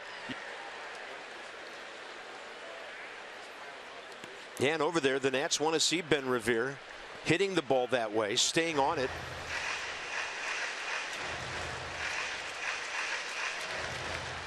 Now it's just a battle for contact with a count of 1-2. I mean, just see how he changes a game when he gets on first. I mean, everything changes. The pitcher's worried about him. Guys behind him get fastballs. That's a swing and a miss on a pitch in the dirt. Maldonado pounced on it quickly. 2 outs. 12th straight for Junior Guerra on strikeout number 6. So he's out ahead of rookies in winning percentage, and right now he has a chance to go 14 innings lately with just 3 hits and 13 strikeouts. He's got some kind of streak going. It's going back to his previous start.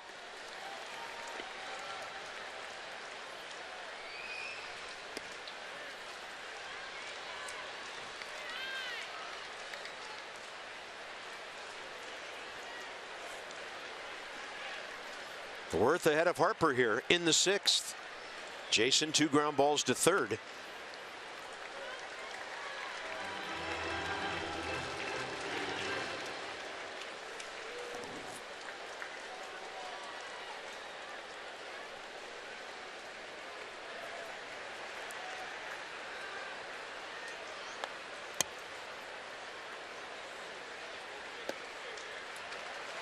Base runner any way you can get one right now with a left-handed batter on deck. I think it's a green light situation, though. A guy that's been around the plate all day, it's not like he's missing by a lot. This might be the last fastball you see, and Jason loves to hit in this count. Worth on 3-0, and there it is. Nice call. Got a hit pitch to work with.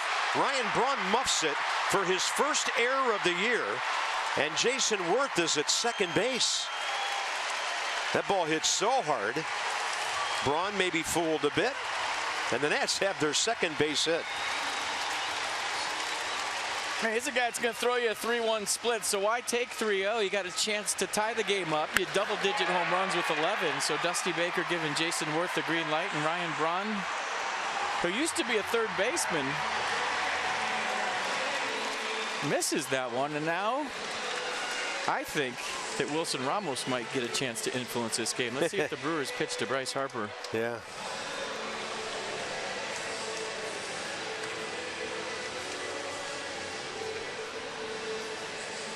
Today against Harper, Guerra has struck him out and then slowed down his bat with an off-speed swing that got a one-hopper up the middle to the shortstop. Pitching coach Derek Johnson. I mean, you can always go split, split, split and see if Bryce forces the issue here and gets aggressive, which he's done more this year than he has in the past, or you just put him on 4 wide. You have pretty good protection behind him in a 343 guy with 13 home runs and 46 RBIs coming into today. So pick your poison. Here we go.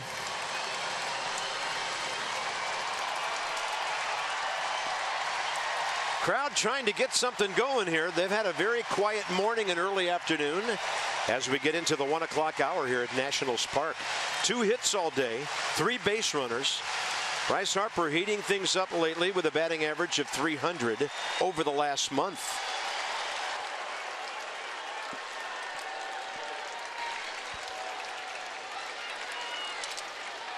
I mean, I'd be surprised if he throws him a fastball. Let's see.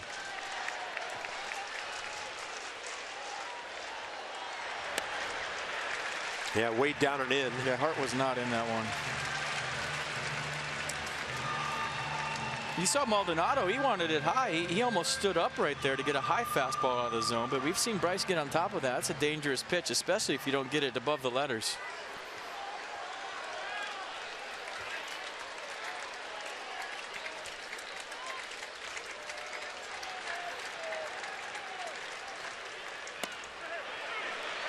No swing, says Nick Lentz. You got to put him on right here, don't you? I'm not letting the MVP beat me. I don't care. Wilson Ramos is having a great first half, but I'm not letting the reigning MVP beat me. It might work out. I just wouldn't take the chance.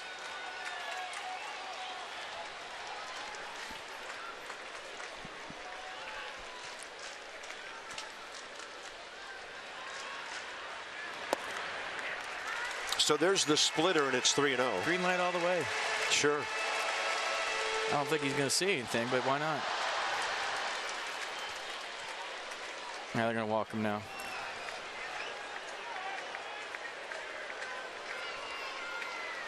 Cue the boos. Whoa, hey, strike one. First and second, 2 outs for Wilson Ramos. I mean, the way today's gone with all the weird stuff that's happened, that wouldn't have shocked me a bit.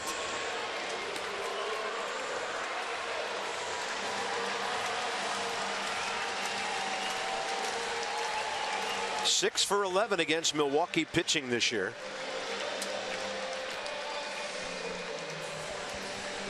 Yeah, it's getting darker up above. Stadium lights on full here. Bottom of the 6th inning in a 1-0 game. He's grinding. He looks like he's seen a few Brewers games this year. Yeah, shades of Raleigh fingers right there.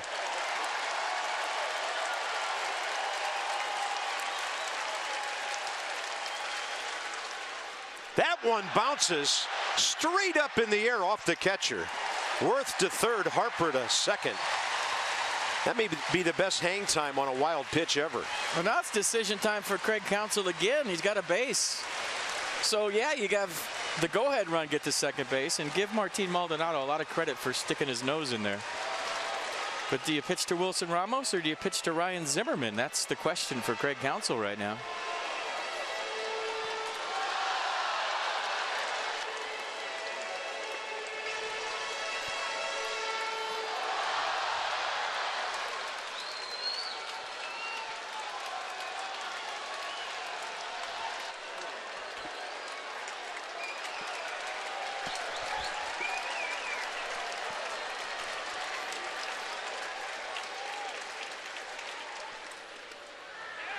Two and 0.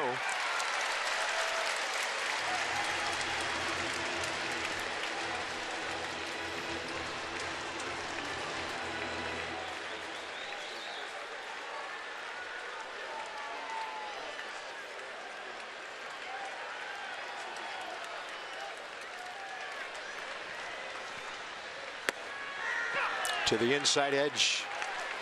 So he doubles up on the splitter there.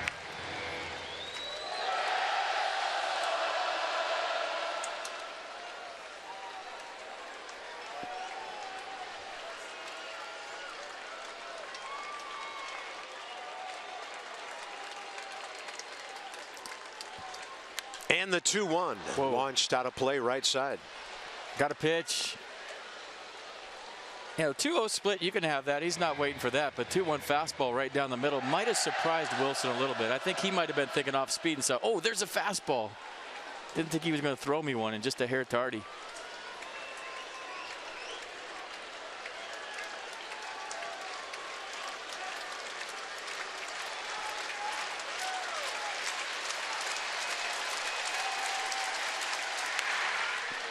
Got another heater. This one further out.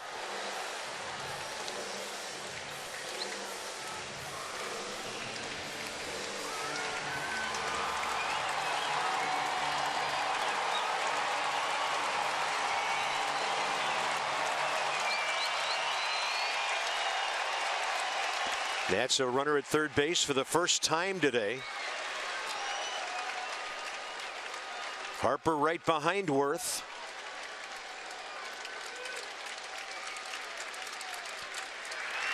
Ramos a swing and a miss on a pitch down and away. The Nats strand their third and fourth runners of the afternoon. On this Independence Day, USAA honors those who have served and all of our service members at home and abroad.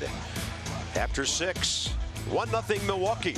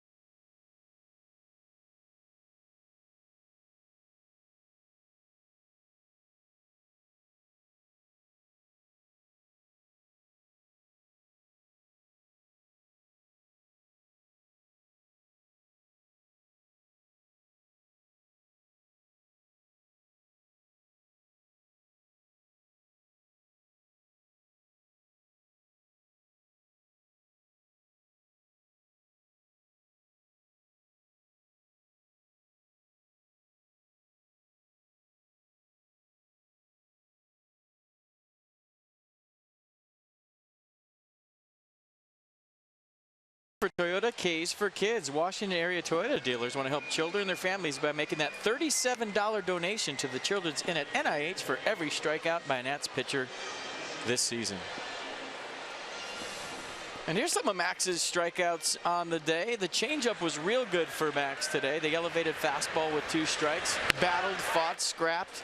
Gutty performance by Max today. Didn't have all 4 going for him, but we've learned that Max is going to fight no matter what, and he did just that today. So hoping his teams could get him some runs, but didn't happen right there. And now I'll hand the ball to Felipe Rivero. Yeah, Felipe did not pitch in the series at Milwaukee.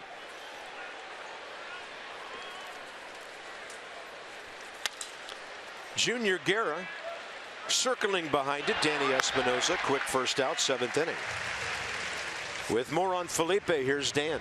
Bob, earlier on this season, Felipe Rivero went through some mechanical adjustments trying to alter his arm slot a bit after a recent skid. He told me that he's been trying to make some other adjustments, but nothing mechanical. It's been more about location for Felipe as of late. He said Mike Maddox told him that Mike had been there a few times when he pitched where he struggled in various stretches, and how do you get out of it? Location, down in the zone. So that's been Felipe's mindset lately, both with the fastball and the off speed. Locate down in the zone. In his last 5 appearances, 8 1/3 scoreless innings. That's good. He's dropped that ERA well over a full run during that time. 40th appearance. Not that hittable. 32 hits in 39 innings, 44 strikeouts, 13 walks. Jonathan Villar sees Felipe for the 1st time. He gets jammed. That ball's by the mound. Here comes Espinosa. I mean, hit it fast, hit it slow, in between to the left side of the infield. It's an automatic out these days.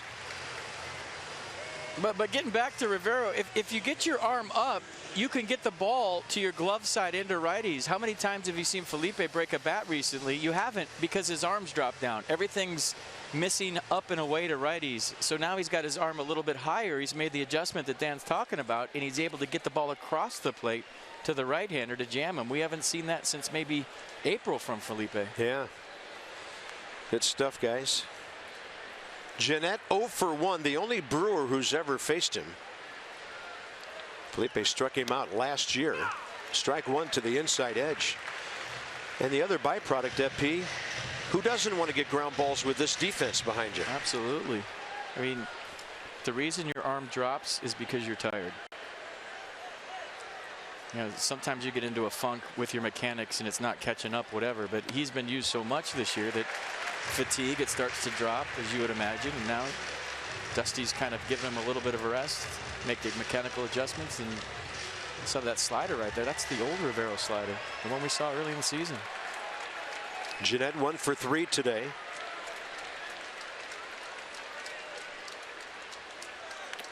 And a big hook. That ball hit right off the end of the barrel.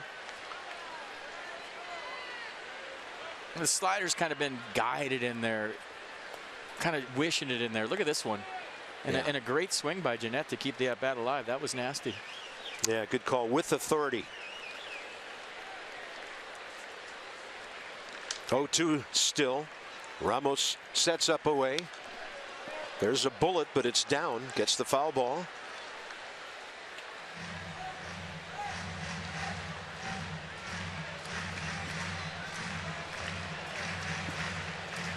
One nothing Milwaukee. Why does it feel like it's more than one run? By top of the 7th, Nats though have Zimmerman, Rendon, and Espinoza coming on. It's up to the bullpen to keep it this way. Front door breaking ball way inside. Feels like more than one because Junior's dealing. Yeah, he's had 92 pitches. Threw 109 his last time out against the Dodgers. How about 8 shutout innings on 2 hits? He's dealing.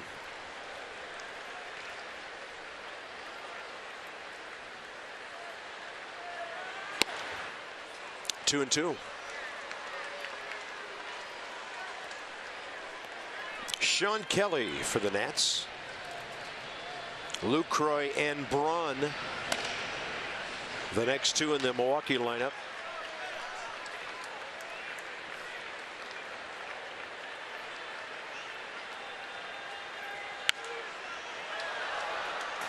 Scooter fighting. If he can break off one more of those sliders, the one that he's just letting it rip in there, he's got a chance. But you have to be committed to it.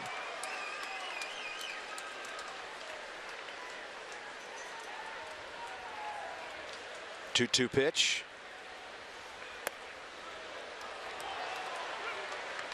Three and two.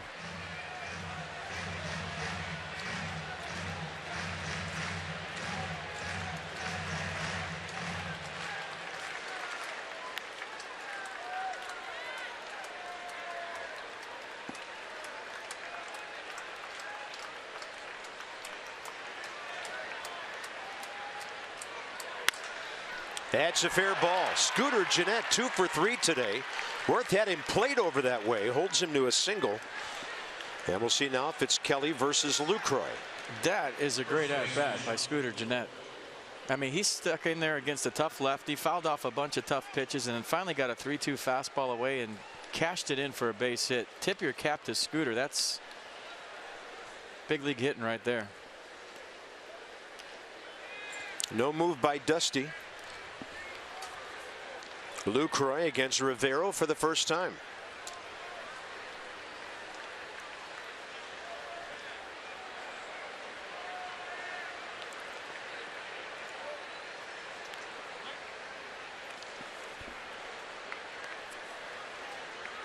Scooter Gennett 3 out of 4 stealing this year.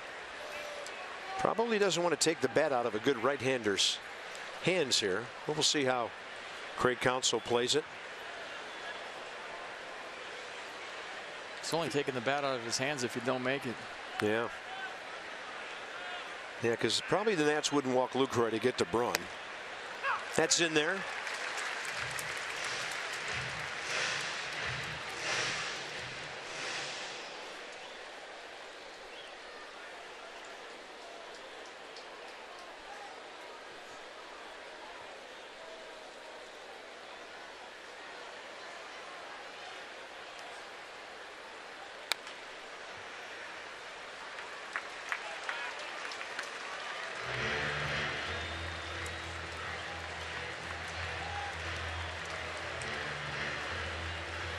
Uh-oh, Poncho's on red alert. She's got it ready. She knows where the armholes is. That's the hard part. Getting it over your head shouldn't be tough, but then getting your arms through that's where you have to get the manual out.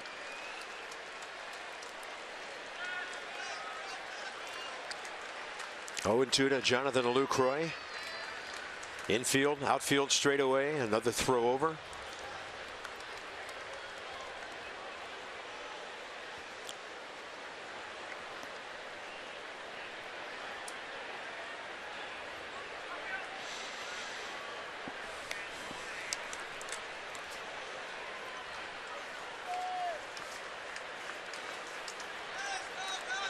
Runner on the move, swing and a miss, inning over. So Felipe Rivero gives up the base hit.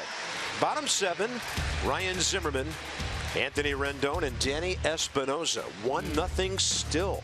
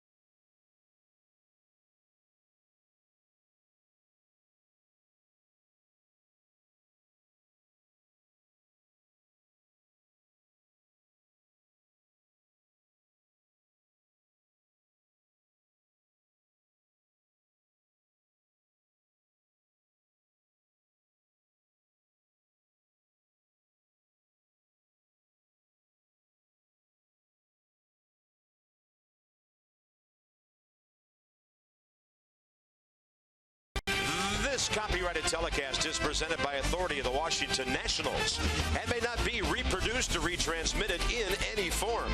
And the accounts and descriptions of this game may not be disseminated without the expressed written consent of the Washington Nationals. It's time for Mercedes-Benz game summary. Visit Mercedes-Benz of Arlington and check out the 2016 CLA 250 lease at just $299 a month. 1-0 pitchers duel here at Nats Park. Max Scherzer was good. Junior Guerra has been better, and Martin Maldonado, the only run of this contest, a solo shot over his own bullpen. It's 3rd of the year. Junior Guerra, the story right now, 92 pitches, 51 strikes, 10 ground ball outs, 7 strikeouts. Has to deal with Zimmerman, Rendon, and Espinosa. July 4th, 2009, the Nats were playing the Braves here at home.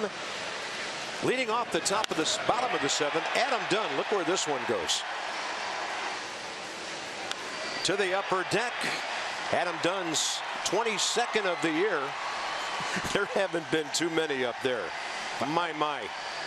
I've never seen one there before, right? Until just now.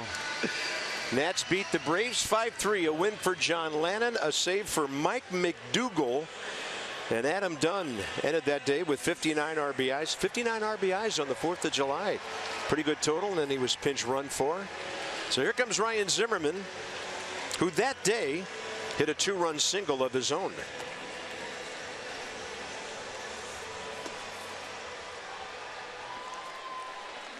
It's late, but there's a lot of baseball left. But it's real late if you look at the radar. Oh.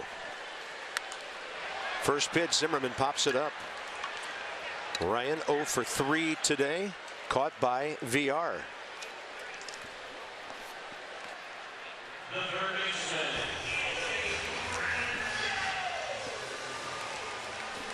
Rendon and Espinoza, the next two. I mean, you might have to treat this like it's the bottom of the 9th.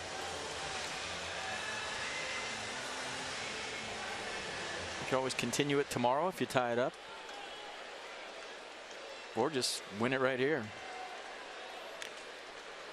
Another shot gets Maldonado.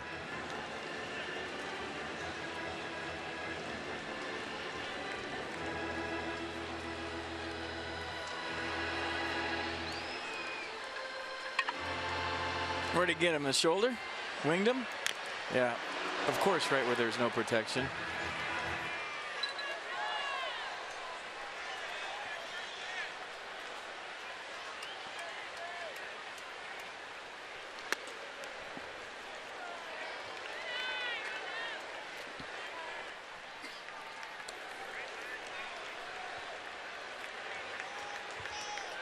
Rendon today, fly ball to right. A taken third strike. Why is that split so effective? Because his fastball's 95-96. The split's 83-84. There's such a differential in the speed of the two. The movement's good, but it's not unreal. It's just the difference in the speed. Rendon to center. Jeanette out, Neuenhuis in. Couple of easy fly balls for the first 2 outs here in the 7th. Well, Danny Espinoza next. Sorry. Here's a guy that can tie it up for you. You're kind of half expecting it, aren't you? I have high hopes. Well, he's hit the ball in the nose twice today. Base hit off the glove of Lucroy, a line drive, then a 2-hopper that almost took Scooter Gennett into right field. So he's had the best swings at Junior Guerra today.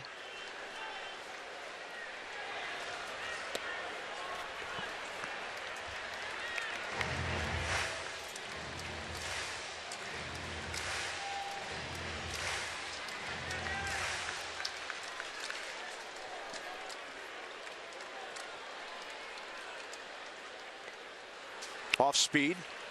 Counts even, 1-1.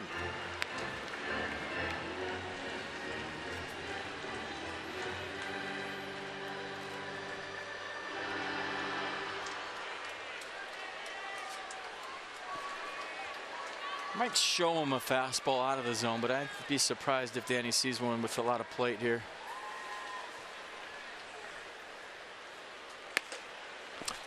Fastball up and in, 2 balls, 1 strike.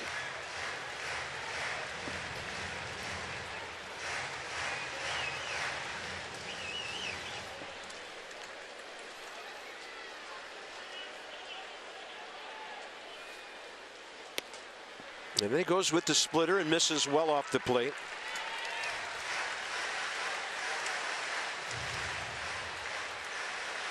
So what do you do right here? You throw him a 3-1 fastball, you go split. I mean, he's 4 for 4 in stolen bases. He can be on second. He's the kind of guy that can steal a base when everybody knows he's going to steal. I mean, it's a tough situation right here. Up in the zone, 3-2.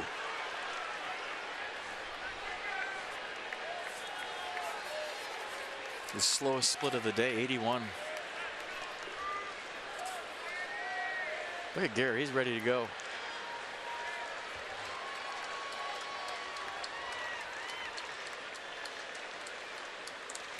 Espinosa to right field.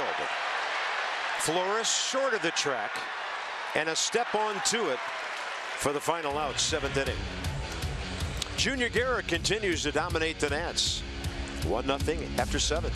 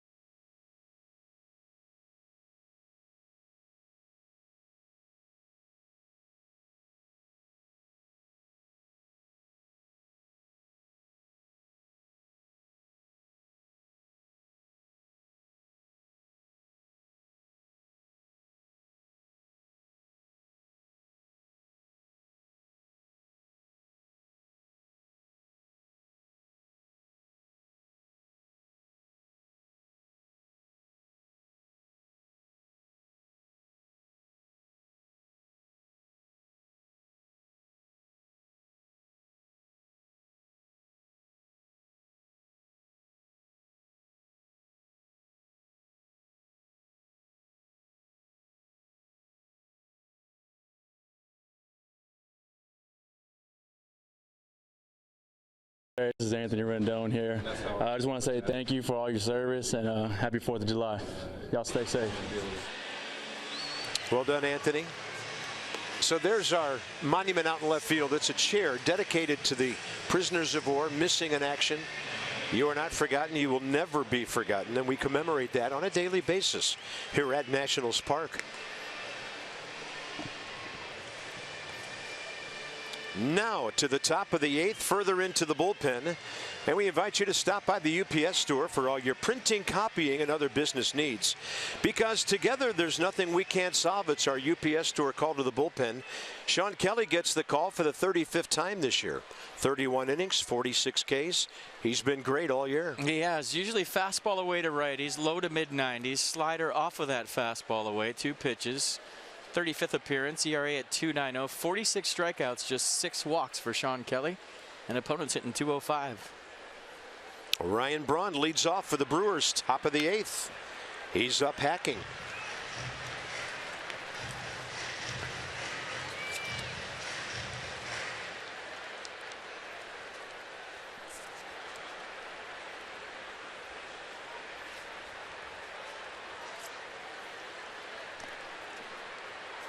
Kelly appeared once in the Milwaukee series. That was the Sunday game the Nats won.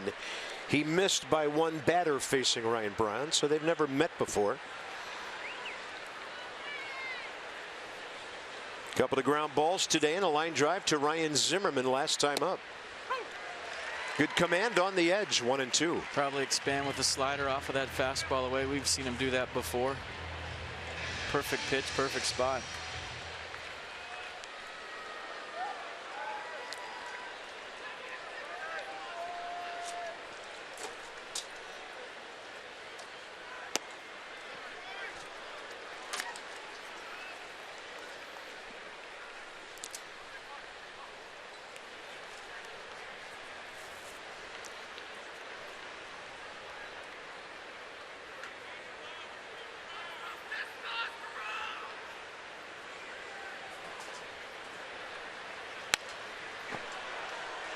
Hit on his hands that time.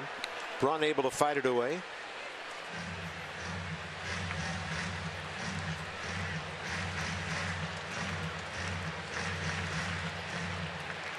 I mean, the slider away is there if he can execute it, meaning starting it on the plate, looking like a strike, and breaking it off late.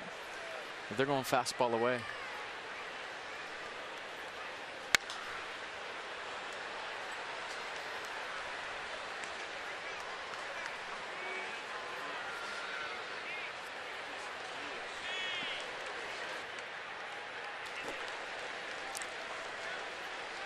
1-5-1 Milwaukee, 0-2-1 Washington. Brewers have stranded 8 runners today. The Nats 4. 2-2 again. Similar result.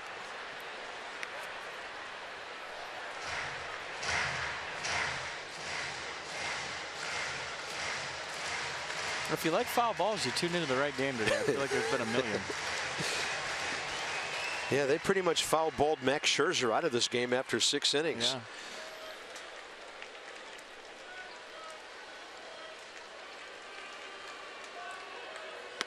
Upstairs, a little bit inside for the strikeout. First out, 8th inning. Aaron Hill next. I just climbed the ladder. I think this is supposed to be down and away. It just kind of had some arm side run to it, elevated up and in. And a hard fought battle won by Sean Kelly.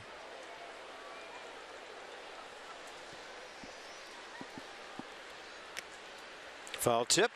Aaron Hill 1 for 3 today. And 1 for 5 career with a home run against Sean Kelly. Kelly kind of jumps at you, so that 93 plays a little bit harder. He's got the quick arm, short arm stroke. Seen a lot of guys late on his heater this year.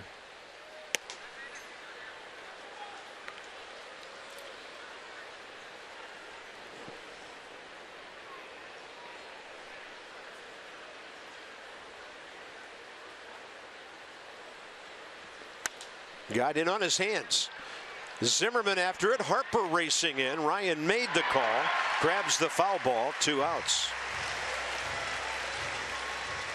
Well, back to kind of a normal schedule tomorrow night. It's game 2 of this series. And Gio Gonzalez will take on the Brewers. Gio 4-7 with a 4.81 ERA. It'll be his 17th start. And he won last time with great run support against the Reds. Zach Davies. 3 runs, 5 innings against the Nats at Miller Park on June 24th. Johnny and Ray, Nats Extra, 6:30. First pitch, 7:05. Here's Neuenhuis, strike 1. Zach Davies was good last time. Yeah, he was. Impressed with his stuff. Kept the ball down nice, mixed it up, in, out, up, down. Any pitch, any count. He was impressive.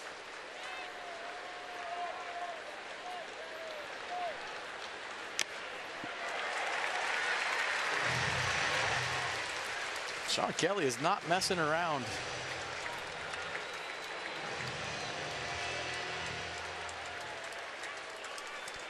Nats have Drew up, then a pinch hitter, then Revere, bottom of the 8th.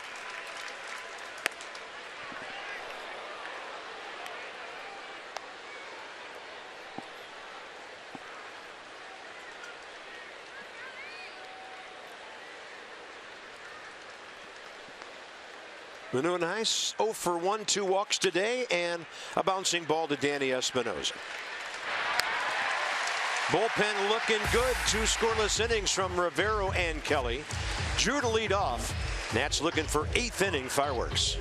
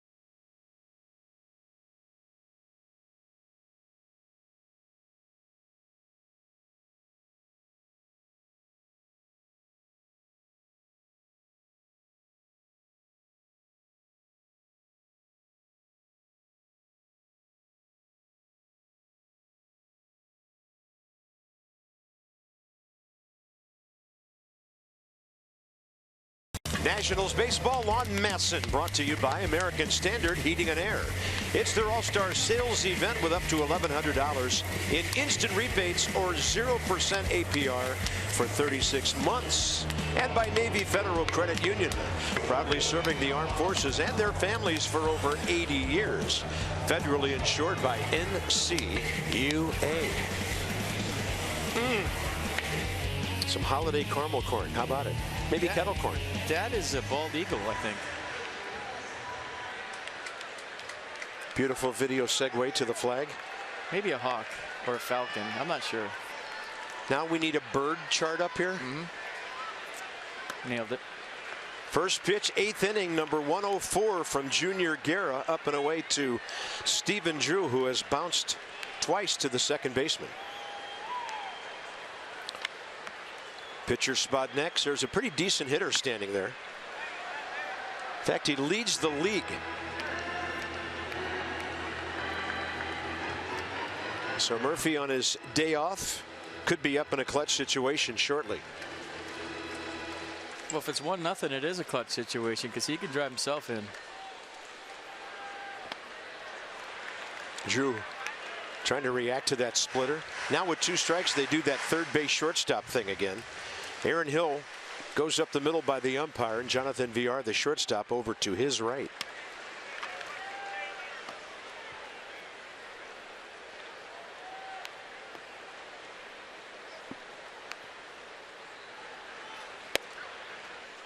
Two and two.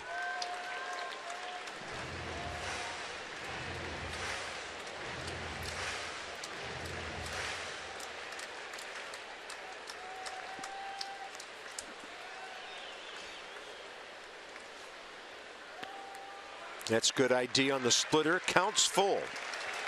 Oh, 1-0 game, bottom of the 8th. Pitch number 109 coming. If you're Dusty Baker and the Nats, you're thinking, if I could just get into the Brewers bullpen and get Guerra out of here any way I can. That ball is well hit to right center. Didn't get all of it, and it's caught on the track by Kirk Neuenhuis. Had a good sound. Ballpark playing a little bigger today, and Murphy is next. They have a left-hander ready, Will Smith, who's been throwing. Well, it's very cool here today. Yesterday it was hot and humid. The ball was flying, and you see the fans behind home plate thought it was a home run. And based on what happened here yesterday with 6 home runs by the Nationals, you're thinking tie ball game, but it wasn't to be. Craig Counsell about to have a double switch here.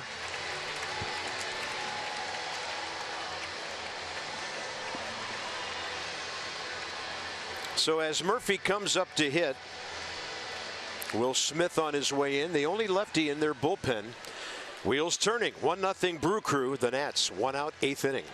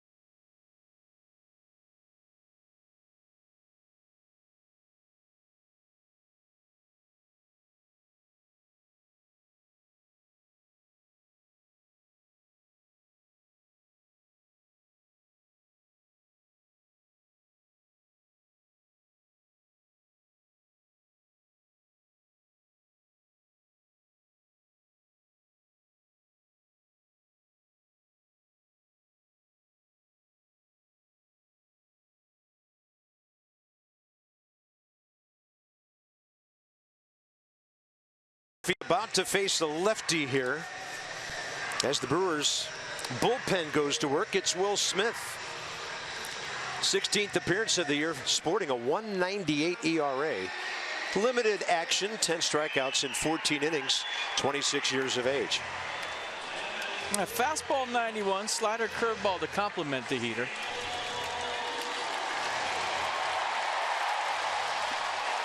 And then batting ninth and playing third base in place of Aaron Hill is Hernan Perez. Schwartz a homer. Daniel Murphy hitting .309 against lefties this year, 29 for 94 with 2 homers, 14 driven in. And Murphy is 1 for 2 against this lefty.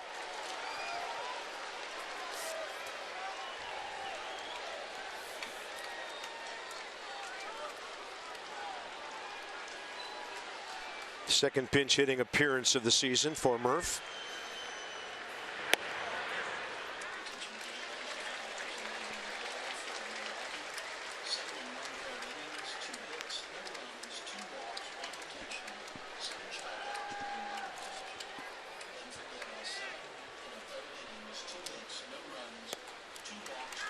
So a couple of hooks and it's 2-0. Dangerous count to a dangerous hitter. But based on Stephen Drew's at bat, you really got to hit it a ton to get it out of here today, especially right now. The temperature's dropped.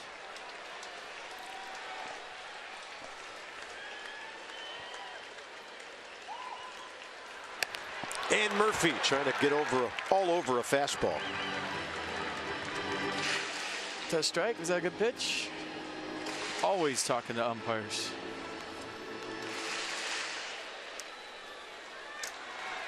Third highest batting average by any home hitter this year. As you might guess, the 2 ahead of him play in Colorado.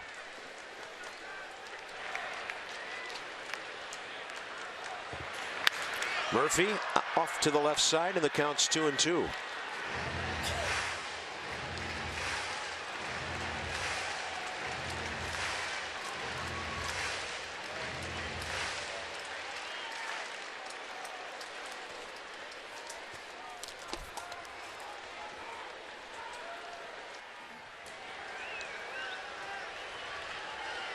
Bottom 8, 1-0 Milwaukee, 1 out. Murphy fights one off.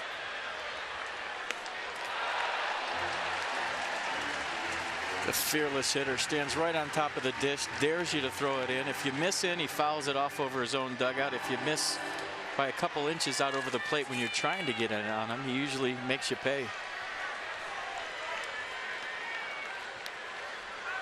I mean, even against lefties, look where he's standing. Doesn't care. To center. Well hit, hanging up for Neuenhuis. 2 outs. Pretty good at bat. Yes, it was. Now the Nats need Ben Revere aboard for Jason Worth. Revere against Smith. He's got some history here. Papelbon for the 9th. Reactivated today, if you missed it. And Michael Taylor optioned to Syracuse for a roster spot. Ben Revere 4 for 9 career against Will Smith.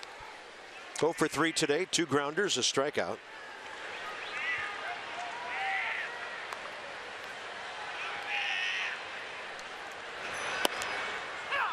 That was a good curveball.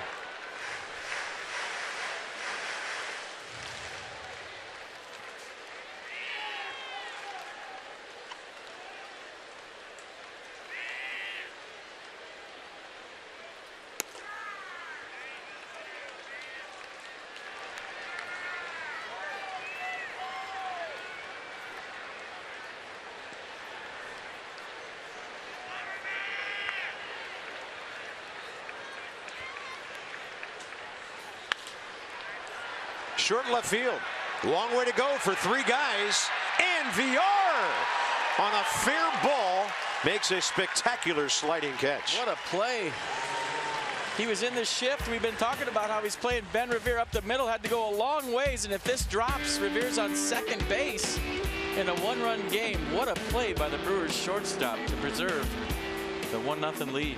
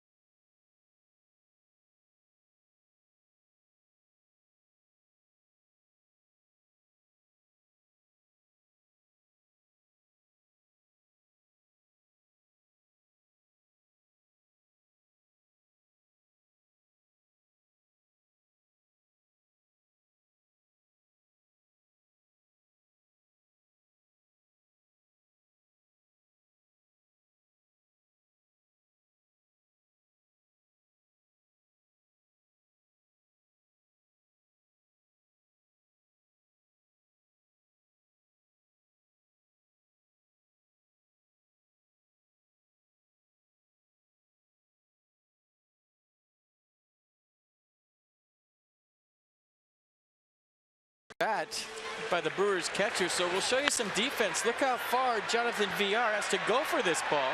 Ryan Braun's not getting there. And on a wet surface, VR flying down the left field line. The backhand stab and into a slide. Will Smith digging it. Craig Counsell too. What a play.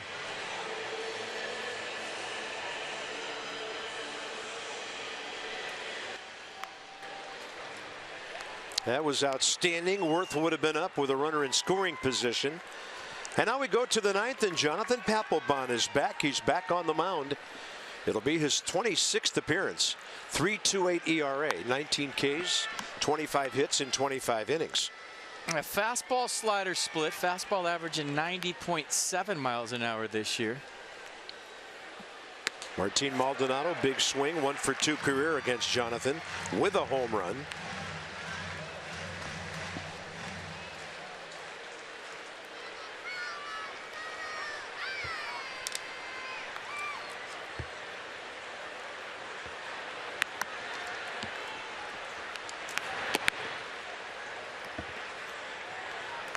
Pretty cool moment. Jonathan Papelbon changed his introduction song to Courtesy of the Red, White, and Blue by Toby Keith for the 4th of July. He usually comes into a different song and kind of got the place going. It was cool. Very strong. Ring coming down harder. 1-1 pitch, swing and a miss. Some of the fans starting to head up for cover. Uh-oh. Put the poncho on, not an easy thing.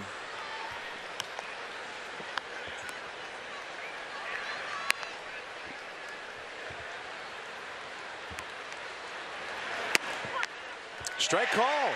Maldonado surprised. It's 1 out. Maldonado surprised, Papelbon surprised, and watch Wilson Ramos. He's just getting ready to throw this back. He'll frame it for a while if he thinks it's a strike, but he stood up to throw it back to Papelbon, had to redirect and throw it down to Rendon at third because it was strike 3.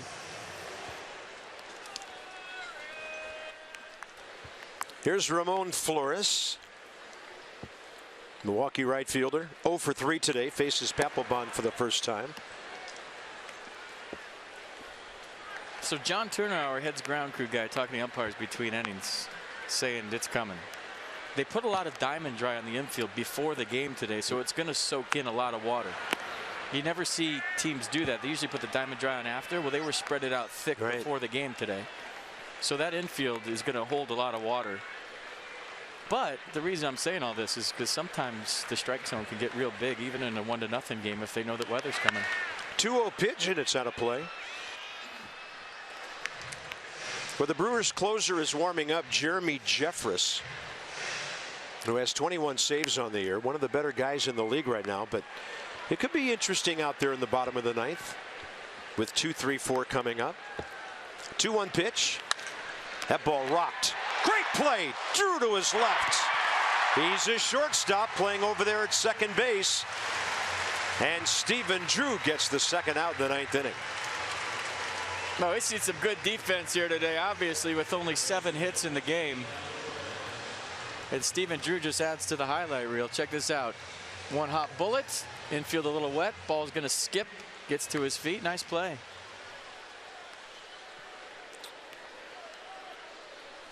Good thing is when you're at second, you pop up. That's a lot shorter throw than it is from the other side. Great reaction.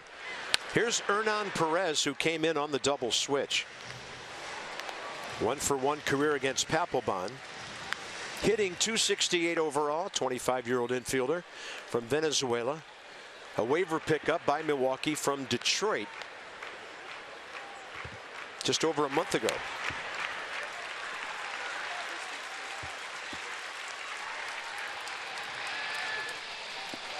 When this one's over, Johnny and Ray. That's Extra Post Game Show presented by W.B. Mason.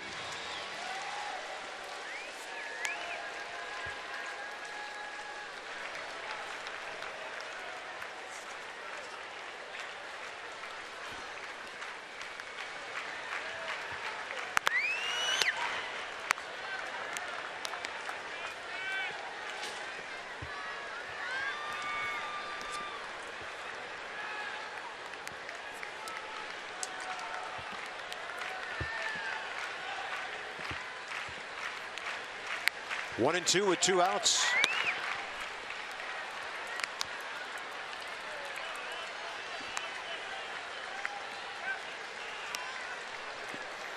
There's 28-year-old Jeremy Jeffress, their closer.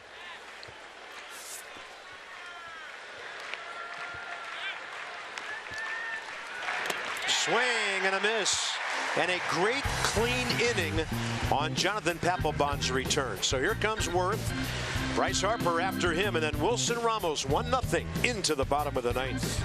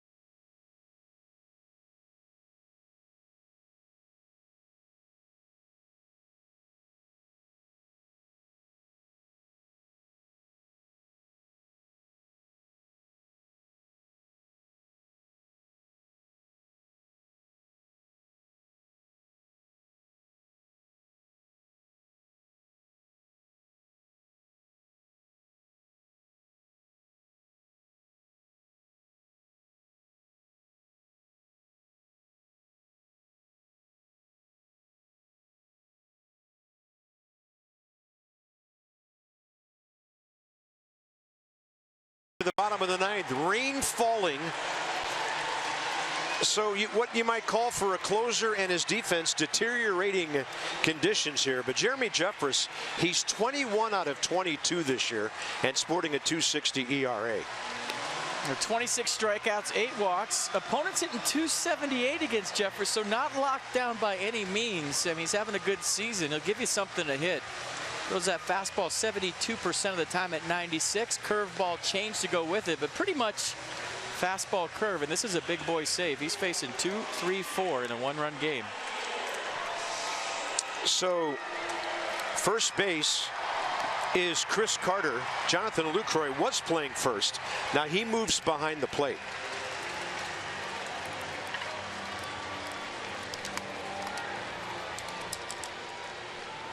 First up, Jason Worth, and he has been walked in his 1 career plate appearance against Jeremy Jeffress. So it depends your mindset here if you're Jason Worth. Are you going leadoff hitter mode trying to get on, or are you going, I'm going to hit a jack mode to tie this up? We'll see.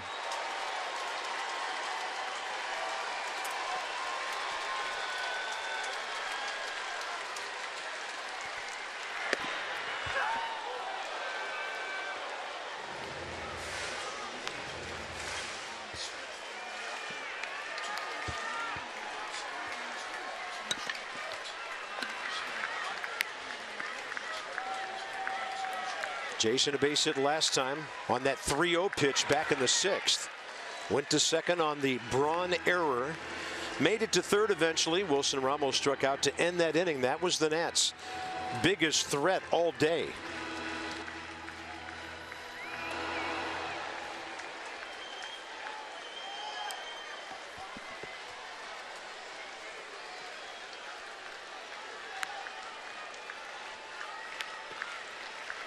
One, nobody out, outfield deep. Worth the chopper, left side foul.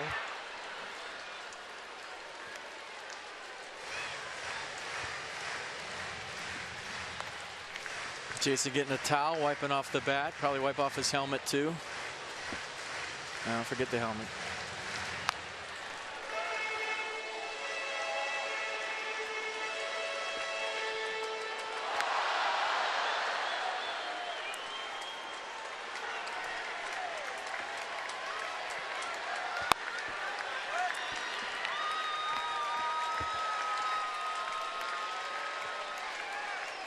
One and two.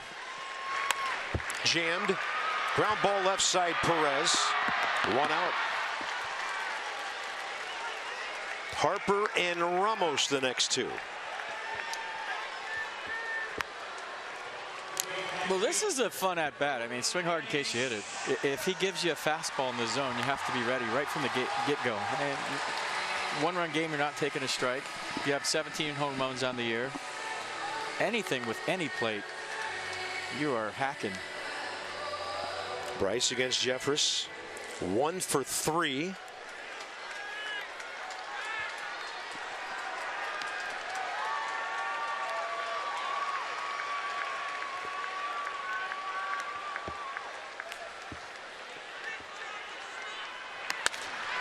And that's right where they've got the shortstop on the shift up the middle. 2 down. Bryce hit it on the button. And now it's up to Wilson Ramos. Now VR playing right behind Jeffress. And on the wet grass, the ball kind of skipped.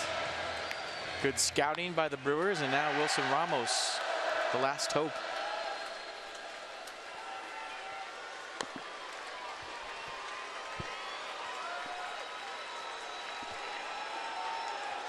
No, this is baseball. All kind of offense over the weekend. A 1-0 game today. A 31-year-old Junior Guerra shutting down the Nats, and it's up to Ramos to keep them alive or tie this thing.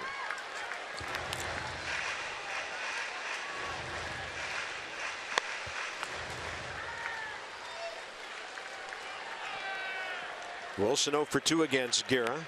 Pardon me, against Jeffress.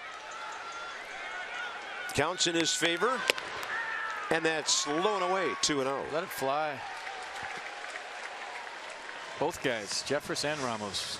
See what happens.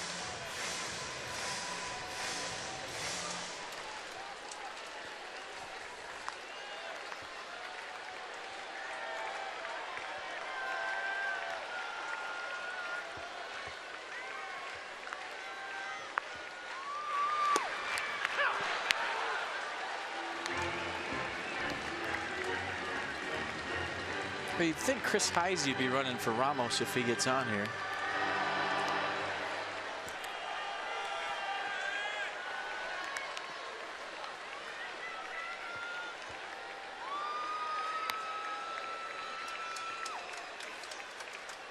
The 2-1 pitch. Well outside. Ryan Zimmerman on deck. In the bottom of the 9th. Hasn't faced Jeffress before. He likes holidays. We showed you earlier. Yes, he is.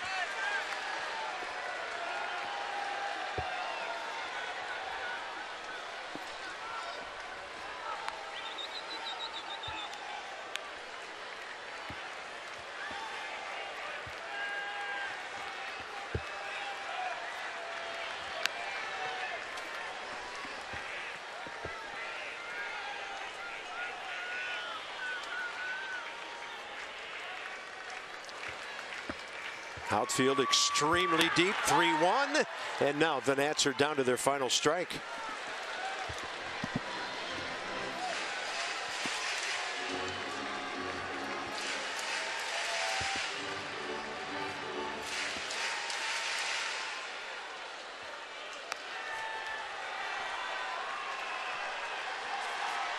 Did a nice job of keeping everything down. Exactly what you want to do in a 1-0 game with a power hitter up.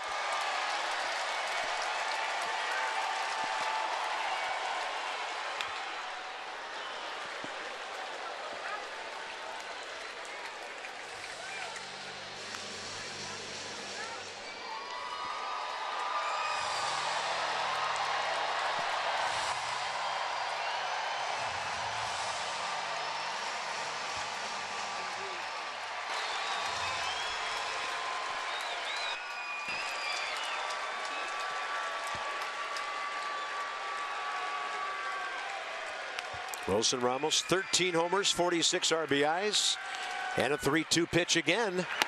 Walked him, fastball way outside. The Nats survive for at least another batter, Ryan Zimmerman. So 2006, we showed you earlier in the game, Ryan Zimmerman at the old yard hit a homer to win it. I mean, what are the odds? I mean, we've seen so much weird stuff happen in this homestand with Espinoza and the home runs from both sides. What are the odds he hits number 12 here and walks off the Brewers? That was a 6-4 win. There is Chris Heisey to run for Wilson Ramos.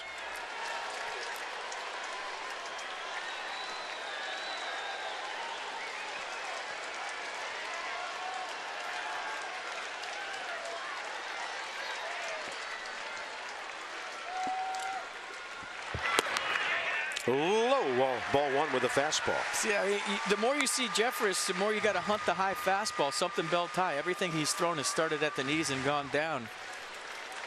So Ryan looking for something belt high and get extended and catch out front. And Jeffress trying to do the opposite, just keep the ball down, low part of the strike zone.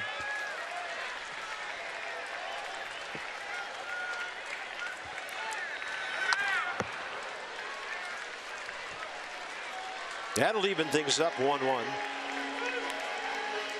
Ryan Zimmerman 0 for 3 today. 10 of his last 21 hits have gone for extra bases. Crowd of 29,174 today.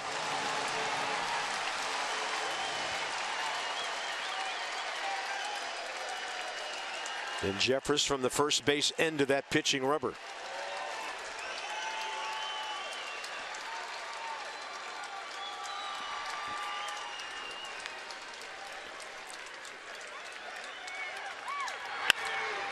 Ryan turning on one, out ahead of it, strike two.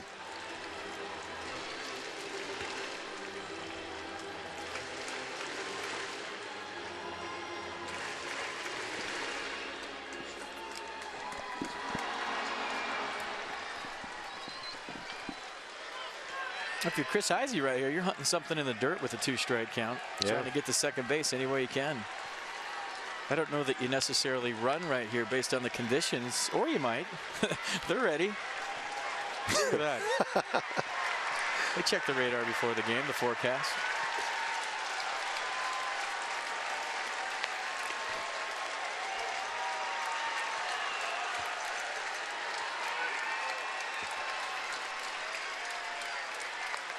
Jeffress after a long look and a 1-2 pitch, target way outside. Ryan not biting as Lucroy scrambles to his right. And the count's even 2-2. It's a big block in a 1-0 game. Jonathan Lucroy getting down and dirty, keeping the ball in front and keeping Chris Heisey at first. The rally hat's on. Check out the Brewers catcher. That's textbook, folks. Yeah, that was not a little short hop into his glove. So 2-2 to Zimmerman. Huge gap in left center. 3-2, and now Heisey gets to move with the pitch.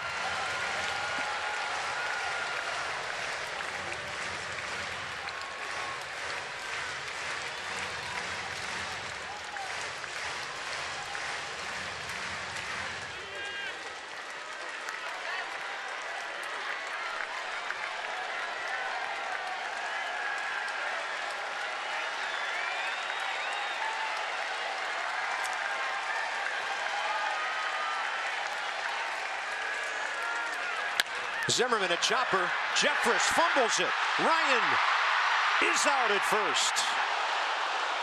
Jeffress able to keep it close enough. And the Nats come up short in a 3-hour ball game on the 4th of July, losing at 1-0. Well, pretty good play by Jeffress. And is Dusty Baker going to check this before we go? Looks like the umpires are not leaving the field. I thought he was out initially, but why wouldn't you check this if you're Dusty Baker? Nice job of not panicking and throwing this one down the right field line by the Brewers closer. Pretty good play. And he goes fist pump, thinks the game is over, but is it over? Yes, it is. Not that close. We have to wait for the review or the Nats challenge. That's it. Milwaukee wins the first game of the 3-game series, and now they have beaten the Nats 3 out of 4 times this year. So for FP and Dan Kolko, Bob Carpenter, the final score: Milwaukee 1-0. Out hitting the Nats 5-2, and Junior Guerra, quite a pitching performance today. Tomorrow night is Gio's turn. Game 2 of this series, Zach Davies for Milwaukee. Coverage begins at 6:30. From Nationals Park, this has been a presentation of Masson. Johnny and Ray straight ahead, and so long for just a while.